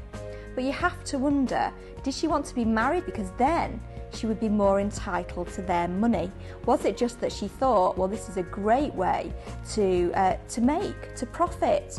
Unbeknownst to Chris Williams, he was footing the bill for the whole wedding. His new wife had used his credit card to pay for everything, including a honeymoon to Jamaica, which he thought was a gift from Emma's fictitious solicitor father. After she'd got married, it was just spend, spend, spend. She went into 2 Rothschild dealerships, one in Newcastle, one down in York, I believe, where she attempted to obtain top-of-the-range Land Rover Vogues for in excess of £60,000 by passing herself off as this businesswoman. The fact that she would go into these car dealerships and order a Porsche and order a Range Rover, knowing she didn't have the money to pay for it herself. Emma visited a garage with her new husband Chris, where she offered to buy him a £42,000 Land Rover. Emma even asked for a second vehicle for her mum, costing £13,000. Even though Emma didn't have a penny to her name, she guaranteed she would pay for the cars if Chris would pay the £1,000 deposit. Her husband paid the money, but when Emma failed to settle the balance, the cars were repossessed. Emma's luck was running out. And she was going to get caught. It was clearly going to fall apart around her ears. I mean, how was she going to explain the fact that, well, she didn't die for a start? So it was always just instant gratification at that point. She was always going to be caught. She was always going to be rejected. After 4 months of marriage, Chris was becoming more and more suspicious. And the final straw came when his credit card bill came in. Emma Golightly had fraudulently spent £17,000 on her husband's credit card. Emma wrote him a cheque for £12,000, but it bounced. Emotionally and financially conned, Chris threw Emma out of the marital home, but initially he was too embarrassed to go to the police. Well, one of the problems when it came to actually investigating the crimes was that men didn't want to come forward. Now, I don't know whether this is something specific to do with, sex, basically, or gender, in that men don't want to put their hands up and say, well, I've been conned, I've been manipulated. I'm sure they felt incredibly embarrassed, but I think anybody would, to be honest. I think in any kind of scenario of this type, the person who's been taken in a very cruel and callous way, somebody has given themselves to somebody. They've agreed to spend the rest of their life with somebody, and then to find out that actually it's a joke and the joke is on you, that's going to be humiliating. You're not really going to want to talk about that in too much detail, are you? You're probably going to want to crawl under a rock somewhere. I think Emma was a very good con woman. She was so good at it. I think if you get a woman that's good at lying, she surpasses any man there. I wasn't surprised because she was a woman, it was the fact she was so ordinary. Emma may have looked ordinary, but she had a taste for the high life and had found a way to fund her fantasies, seduce a man and spend his cash. Although her marriage had imploded, she had a backup plan, and just 3 weeks after being thrown out by her first victim, she moved in with her second victim. Emma met Andrew Norris via her hunting ground of dating websites, again posing as a high-flying businesswoman. Andrew was also from the Newcastle area, and within a month discovered Emma, his new love interest, had spent £5,000 on his credit card, living the high life and staying in the area's best hotels. Once Andrew discovered Emma's lies, theft and deceit, the relationship ended, and once again he did not immediately go to the police. However, Andrew did not know the full extent of Emma's duplicity. While she was living with Andrew, she had begun grooming her third victim, Colin Fitton, a media executive also living in the northeast. Emma had once again seduced her prey online, only this time Emma was going by the name Chelsea Taylor, the owner of a successful bridal wear shop.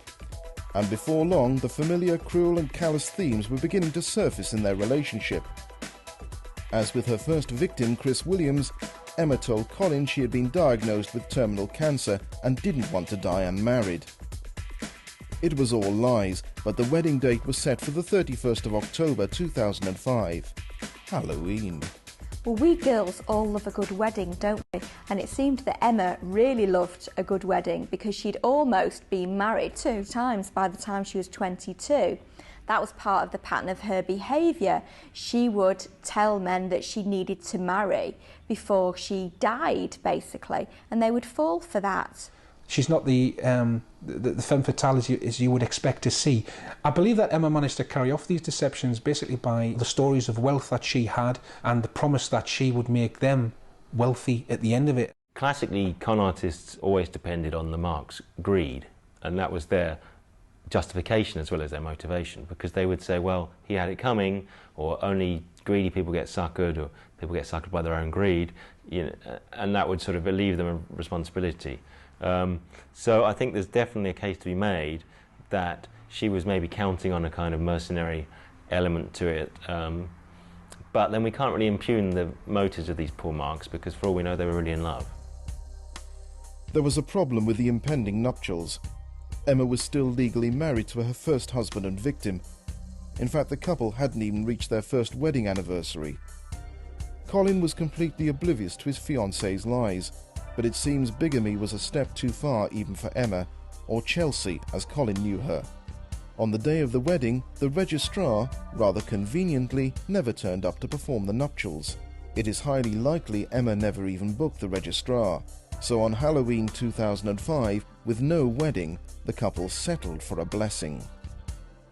But these were events that were organised and people turned up in good faith, believing that this man and this woman were devoting their whole life together, and in each case a large number of the congregation thought they knew, that Emma had a terminal illness, had cancer and was going to die. I think it's interesting that Emma does seem to have this fixation, if you like, about weddings. The fact that she married one of her victims, she got to the ceremony with a second, albeit it would have been a bigamous marriage if it had actually happened. But that really tends to suggest that maybe it's this fantasy aspiration that she was going for, that fix of all the preparations leading up to a wedding, the dress, all the fact that you're this centre of attention for a whole day and everyone looks at you and tells you how wonderful and beautiful you are. It's a little girl's dream, but clearly that little girl didn't grow up very much. Emma still had her big day as the blushing bride, but managed to do it without committing bigamy.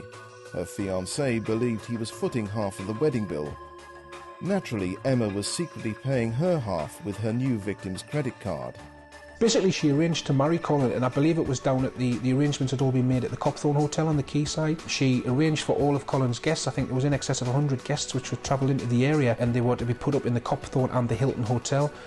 Emma agreed to pay for everything, and she arranged the bookings, she booked them all into the hotels, and in effect it was all coming off Colin's credit card.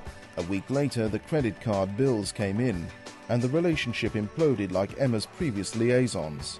But Emma Golightly continued her cycle and compulsively moved on to her next lonely heart. Victim number 4, Stephen Bell, using the exact same approach. Stephen again met Emma online, But as far as the innocent man looking for love was concerned, she was not a compulsive con woman, but a successful businesswoman called Taylor Williams. She picked one guy up, and once they got to the fact where they were starting to be suspicious of her and starting to ask questions, difficult questions which she couldn't answer, she basically moved on to the next one. So I believe she was always on the internet, she was always on the lookout for people to hook up with, and sometimes it was only a matter of weeks between moving out of one person's house and moving in with somebody else. So she was quite quick on the mark on that nature. But as 2005 came to an end and Emma was seducing and scamming Stephen, she also branched out and started a different scam. This time she was not Emma Golightly, dying bride, she was Taylor Golightly, high-flying doctor. Emma Golightly is clearly a confidence trickster. Emma Golightly was a serial con woman who seduced lonely hearts in order to get her hands on their credit card details. She's conned a lot of people out of a lot of money. Seen you, I've beaten you, you're next, I've beaten you as well, who's next? Beat them all. In late 2005, as well as posing as a high-flying businesswoman to scam her latest lonely heart victim, Stephen Bell, out of money, Emma Golightly had adopted the persona of a consultant surgeon called Dr. Taylor Golightly, who met Jill Granger when she came to join her gym. She said she was a surgeon, and she worked at the Nuffield up in Newcastle, which is like a private hospital. And basically she's one of the consultants there. When she filled in the forms and everything, she said her name was Taylor Golightly. It wasn't Emma Golightly, it was a Dr. Taylor Golightly. She posed as a surgeon. Not many more impressive authority figures in our society than a top surgeon or top consultant. So that's quite a good scam, basically. Most people will go along with you, they'll be impressed with you, they'll assume that what you're saying is the truth. You have this aura that's lent to you by this assumed authority, which is bogus. The reason why we thought she was so credible was she used to come in with a briefcase and a laptop and everything, with a suit on. And this one day she actually went on a mobile phone and she was going, oh, well, give the lad so many mils of whatever the technical term was, I don't know, and put him on a drip and do this, that and the other. Emma would, on a number of occasions, have fictitious telephone calls with purporting to be with her PA. I can't remember the girl's name who she said it was, but she would, on the phone in front of people, talking to this PA, and obviously this person never existed, and she was obviously talking to herself on the telephone. But yeah, she had 2 mobile phones, so she'd actually rang herself and answered the phone, and she was talking to herself on the other phone. But it was all part of the plan, I think, to make you think that she did actually work at the Nuffield. Dr. Taylor Golightly, as Emma was now known, quickly discovered Jill Granger's partner, Michael, coincidentally worked with the NHS, and so took the opportunity to live out her warped fantasy life in full. I met Dr. Golightly through my partner, Gillian. At the time I was doing some consultancy work within the health industry, and Dr. Taylor Golightly was doing some work for the Nuffield hospitals at the time. And so she said that she was looking for some funding to deliver training. Emma, in her new persona of Dr. Taylor Golightly, said that part of her role at the private Nuffield Hospital, as well as working as a surgeon, was to spend £1.25 million on training within the hospital. She suggested Michael Jeffels and his colleagues present a proposal to her on how to allocate her massive pot of money. Bizarrely, this scam had no financial benefit for Emma, apart from making her seem very important. And because she had nothing to gain financially, Michael had no reason to be suspicious. I suggested that Dr. Taylor Golightly came into the office and spoke to the managing director, Alan Findlay, which she did. At first impressions, the body language was a very confident body language. The way she was dressed was very professional. She carried a laptop in a case. She talked, very well, and all the indications at that moment in time were that, and it seemed very feasible, that she was a doctor. It's very important for a con artist. His appearance is everything. Certainly with the right kind of window dressing, if you like, and attitude, and the way you hold yourself and present yourself can sort of compensate for anything that she might have been lacking, arguably. Certainly myself and Alan at that moment in time didn't think anything untoward, and then we made further arrangements for me to meet her in her office at the Nuffield Hospital. These meetings started to be cancelled an hour before, and there seemed to be a pattern forming. Although concerns were being aroused because Dr. Taylor Golightly always cancelled meetings at short notice when they were arranged at the hospital, The stakes were high enough for Michael and his colleagues. They were looking at securing a £1.25 million training contract from the scamming surgeon. They had a lot to gain, but bizarrely, apart from the odd free lunch, Emma wasn't making a penny from her lies. Well, of course, a lot of crimes are committed just through greed. But whenever you get something that's a little bit more unusual, I always look for two things. I look for, a financial motive, the obvious motive, but I also look for what kind of need, emotional need, is this crime actually meeting in the individual. Now for Emma, I think that she's somebody who desperately wanted attention, wanted to be noticed, wanted to be validated as a human being. So part of me feels almost a little bit sorry for her, but obviously, look at me, validate me, care for me. It's not an excuse for what she's done. From the moment that we met her, obviously she was, as you can imagine, was somebody 1.25 million, centre of attention, being taken round, and if you like, as you would with any potential new client that had a lot of money, paraded in front of the staff as, somebody who's worthwhile known, maybe going out for a meal, to discuss some of the aspects of the contract. And I honestly believe that that the more people were, if you like, looking after her and lauding her, then the more I think the confidence grew and the self-esteem grew. But it just did really snowball. Conversation could have been basically stopped by saying, look, unfortunately we haven't got the funding or some other excuse. But it just seemed to keep on getting bigger. But Emma, or Dr. Taylor Golightly as she was known, didn't stop. In fact, more lies emerged. Unlike her wedding con, there was no monetary benefit for Emma Golightly, but it drew similarities as cancer became a tool in her scam. However, this time it wasn't her that was dying. It was a fictional young boy in her care who had a final wish that Michael could help happen. Because the child, the little boy, had said he was interested in football, my partner, Michael, arranged for Alan Shearer and a few of the football lads to meet the little boy. I've spoken to Graham Souness, not a problem. You'll be in the changing rooms, they'll get a signed football, a signed shirt, we'll do all this for you, we'll make it the best day of his life. And she said, well, he has these oxygen bottles and, and he's got to be wheeled in this sort of bed thing. To be fair to Newcastle United, and to Graham Souness, nothing was too much. And, Alan said, look, it'll not be a problem. Everything was arranged, it was confirmed the night before. By the morning, she said, unfortunately, the boy had died through the night. I rang to confirm to make sure she was still attending, but she said, I've had a terrible night. The child's actually died. Can I ring you back? I'm quite emotional at the moment. I'm quite tired. Of course, your reaction is going to be, oh yeah, sorry. I'm really sorry. Yeah, I'll catch you later on. I mean, obviously, we now know that child didn't exist, but it was a pretty tough phone call, and I had to. Although, like I said, it was. I had my doubts at that moment in time. I still had a visualization of, this poor child. Even though I thought, the child obviously didn't exist and was fictitious, but I guess it was just the thought that something so sad. And at that moment in time, I have to be honest, I didn't believe that anybody would lie about something like that. So again, it sort of, if you like, in a perverse way, added to the credibility. The heartbreaking lie about the dying child could only quell Michael's suspicions for so long.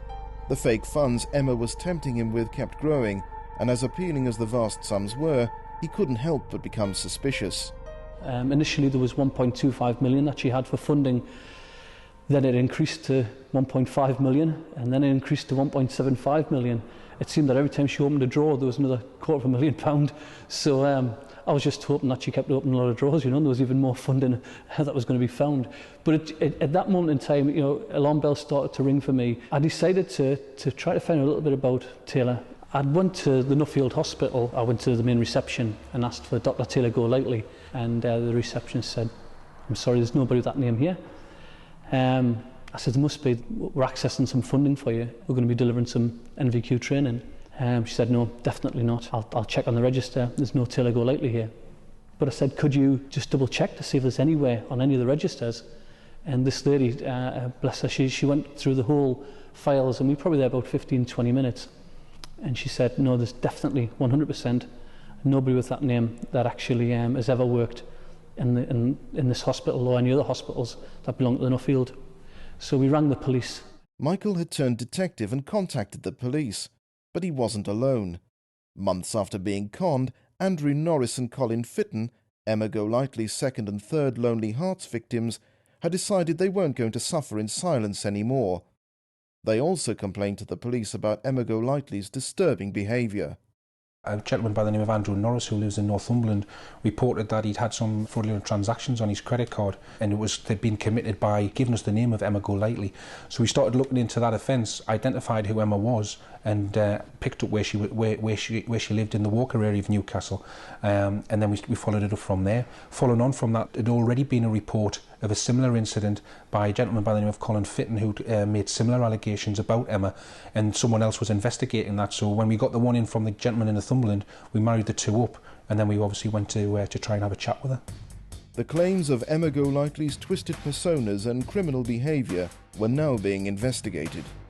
Michael Jeffels, who had investigated the high-flying surgeon and discovered it was all lies, helped set up a police sting so the police could catch the 21-year-old con woman. I actually said, Taylor, unfortunately, we've done a little bit of research and we know that you're not a surgeon. And she went, well, of course I'm a surgeon. And I said, well, I've actually been to Nuffield Hospital and you don't exist, that name doesn't exist there. And straight away, and again, the body language is very confident. She said, well, I've been telling you about this training, that's, do you now believe me that these staff need trained? And I said, well, Taylor, the police are here.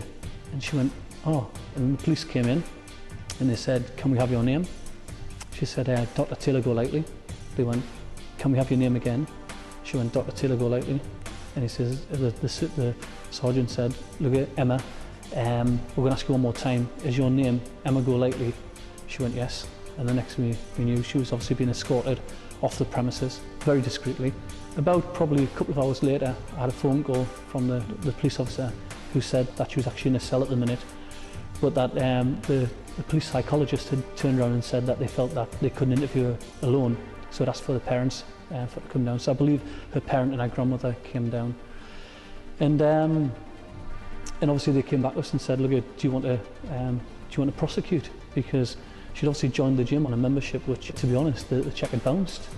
But we said, no, we don't want to prosecute, but quite clearly, she has problems. Out of the goodness of their hearts, Michael and Jill didn't press charges, hoping Emma's encounter with the police would be the wake-up call she needed. The police released Emma, but continued investigating the complicated Lonely Hearts crime she was accused of. Astonishingly, she simply continued her twisted fantasy life, and a month later, she was back in police custody. Emma was still seeing her fourth known victim, Stephen Bell, who knew her as successful businesswoman Taylor Williams. And once again, Emma had played the cruel cancer card, claiming she was dying. Emma's multiple claims of cancer were never supported by a change in her appearance or loss of weight. She simply relied on the fact cancer is a taboo subject that is too horrific to be trifled with, and showed them medication, which were later discovered to be antihistamines and antidepressants. And the cancer victim lived every day like her last with Stephen Bell, showering him with gifts and expensive holidays. Like all her past victims, Stephen was footing the bill. But Emma had surpassed herself. She had duped him completely, spending a crippling £88,000 of his money. He called the police, and in January 2006, she was arrested and charged. When all of the questions and all the evidence was put to her, she admitted it straight away. She put her hands up straight away, said, yes, it was me, I did it. I got the lads' cards out of their wallets, I noted down the credit card numbers, and she's quite humble in what she had to say. Whether or not that was the true Emma, or whether it was another facade she was putting across just because she was now almost the victim and she was being prosecuted basically for the offences for which she's committed, to this day I don't know.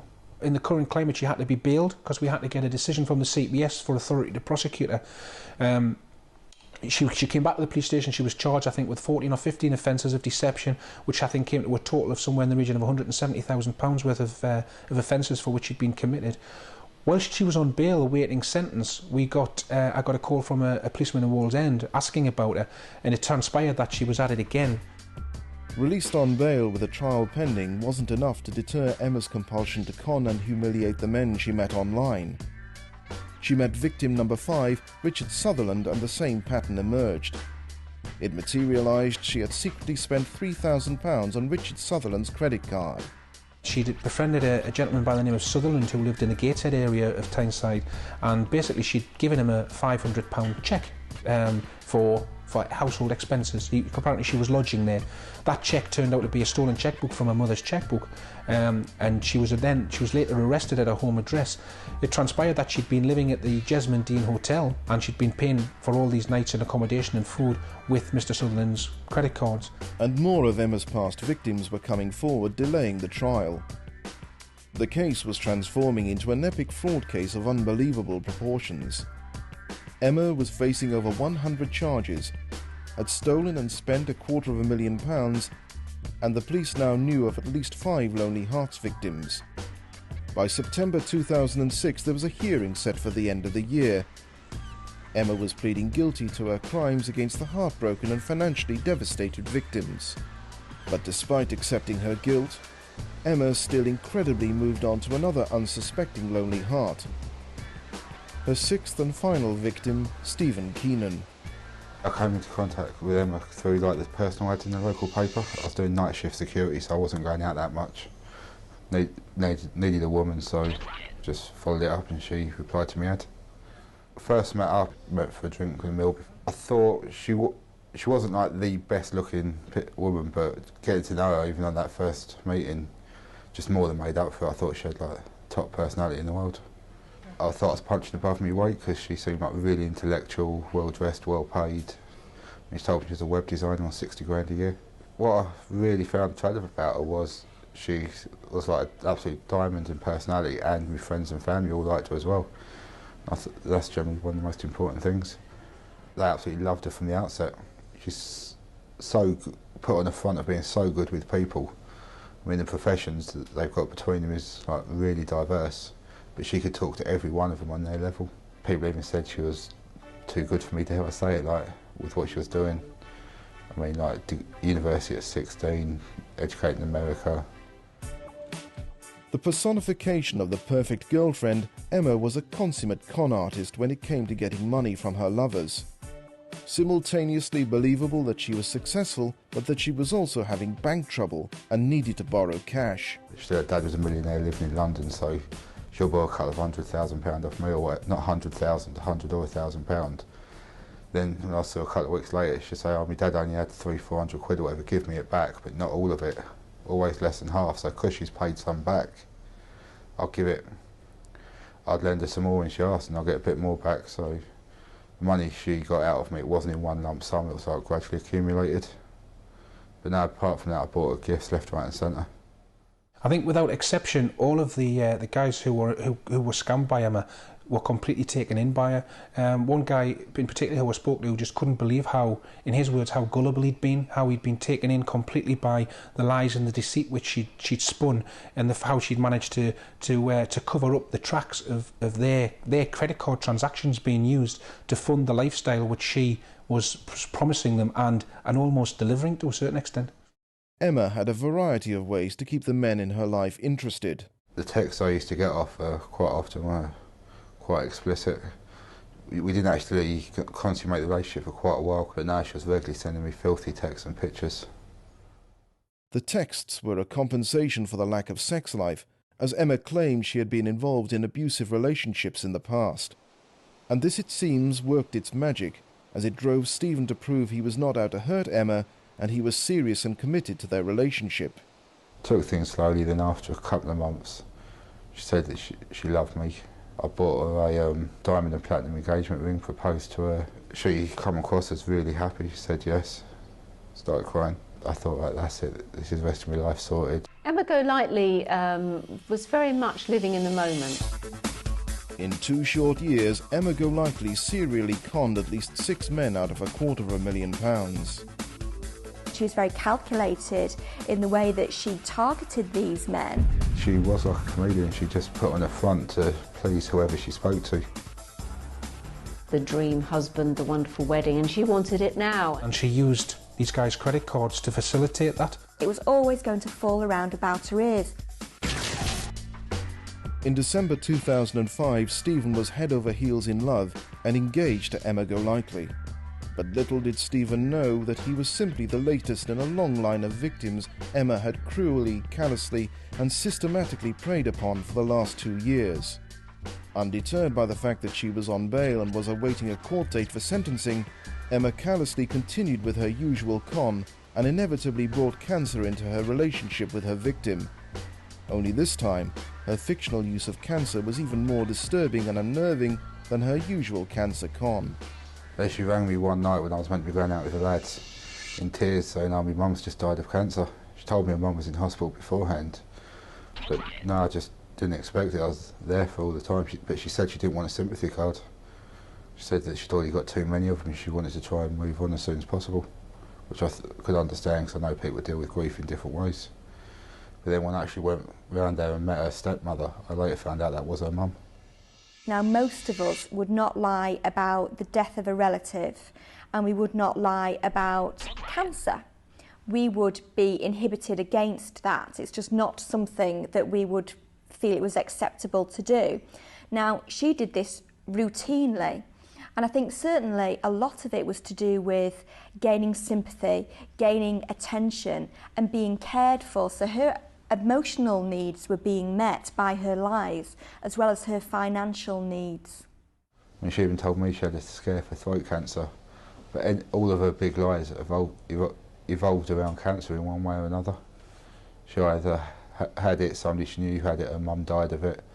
I don't know if she's got a fixation through her childhood or whatever, has lost somebody, or if it's just because she's so clever and she knows that people don't question it.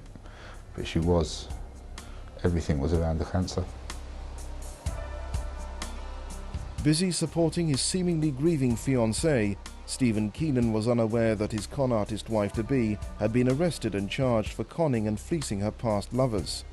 Although her final victim was about to discover the devastating truth, along with everyone else in the Newcastle area. It all finished when I woke up to a text message on my phone, "Don't read the papers, it's all lies." I went down, saw the papers, there was her photo with the headline "Man-Eater." I read the stories, and it wasn't about me, but it could have been all the lies that were told. She told me as well. I tried to get her to explain herself. She said wouldn't admit a single thing about it. Stephen Keenan realised he was simply another of the callous con woman's victims and ended their relationship. And less than a month after the discovery his engagement was a sham, Stephen's ex-fiancée appeared in Newcastle upon Tyne Crown Court to be sentenced for the 17 charges she was pleading guilty to. These charges included theft and obtaining property by deception. In addition to these charges, there were a further 88 offences Emma admitted and asked to be taken into account. Over 2 years, Emma Golightly had fraudulently and relentlessly spent £250,000 on her victims' credit cards. It's somewhere up to £20,000-30,000, I think. I got off relatively lightly, but that was possibly due to the fact that she got caught. When she did, if it hadn't have done, I might have ended up as one of the worst. When she came into court, you were struck by the fact that he was this young, plain-looking, normal girl who cried several times during what was a relatively short hearing, and she just struck you as, how could she do all these things? How could that person sitting there be capable of the lies and the deceit? She was so young and she just looked so ordinary, but what was going through her mind, I don't know. Emma Golightly's first victim was her mother, but she has consistently stood by her daughter. I think as tragic as all her victims have been, perhaps the person who's been forgotten in Emma Golightly's life is her mother, and the fact that she stole something like £7,000 on a credit card from her, as well as other money. And her mother's never pressed charges, and she's standing by her daughter, and she's seeing her through this, and perhaps that's some sign of redemption for Emma in the future. During the sentencing, the judge accepted Emma Golightly was suffering from a personality disorder, but her crimes were so serious that the only option was prison. The judge said she needed help for this personality disorder, and he said that she didn't have any money now and was unlikely to have any, so she didn't have to pay compensation or costs, and he recommended that she should receive treatment in prison to make sure that she didn't do it again. It was a shambles, to be honest, because they were playing on it was a mental illness, and hand on my heart, I don't believe she had a mental illness. She knew what she was doing. She's certainly got some symptoms or some aspects of personality disorder, but that's not an excuse for what she's done. She was well aware that what she was doing was wrong. It was calculated to a large extent. Although she may say that she didn't have that much control over her behaviour, she had enough control that she was felt to be criminally responsible for her actions. Emma Golightly's serial bride scam made national news, and despite over 80 offences being mentioned in court, she only served 1/4 of her 2-year custodial sentence. She done 6 months in an open prison and the rest of it on a tag for £250,000. It's not really a deterrent for other people in the future. Astonishingly, on release after serving the 6 months, Emma Golightly returned to her local community, who labelled her a man-eater. All her victims can do is regret the day they met the compulsive con woman. I feel stupid, angry, regretful. I don't know Emma. The person I know, I still miss, but she never existed. But actually Emma Golightly, I've got no feelings whatsoever because I never actually knew her.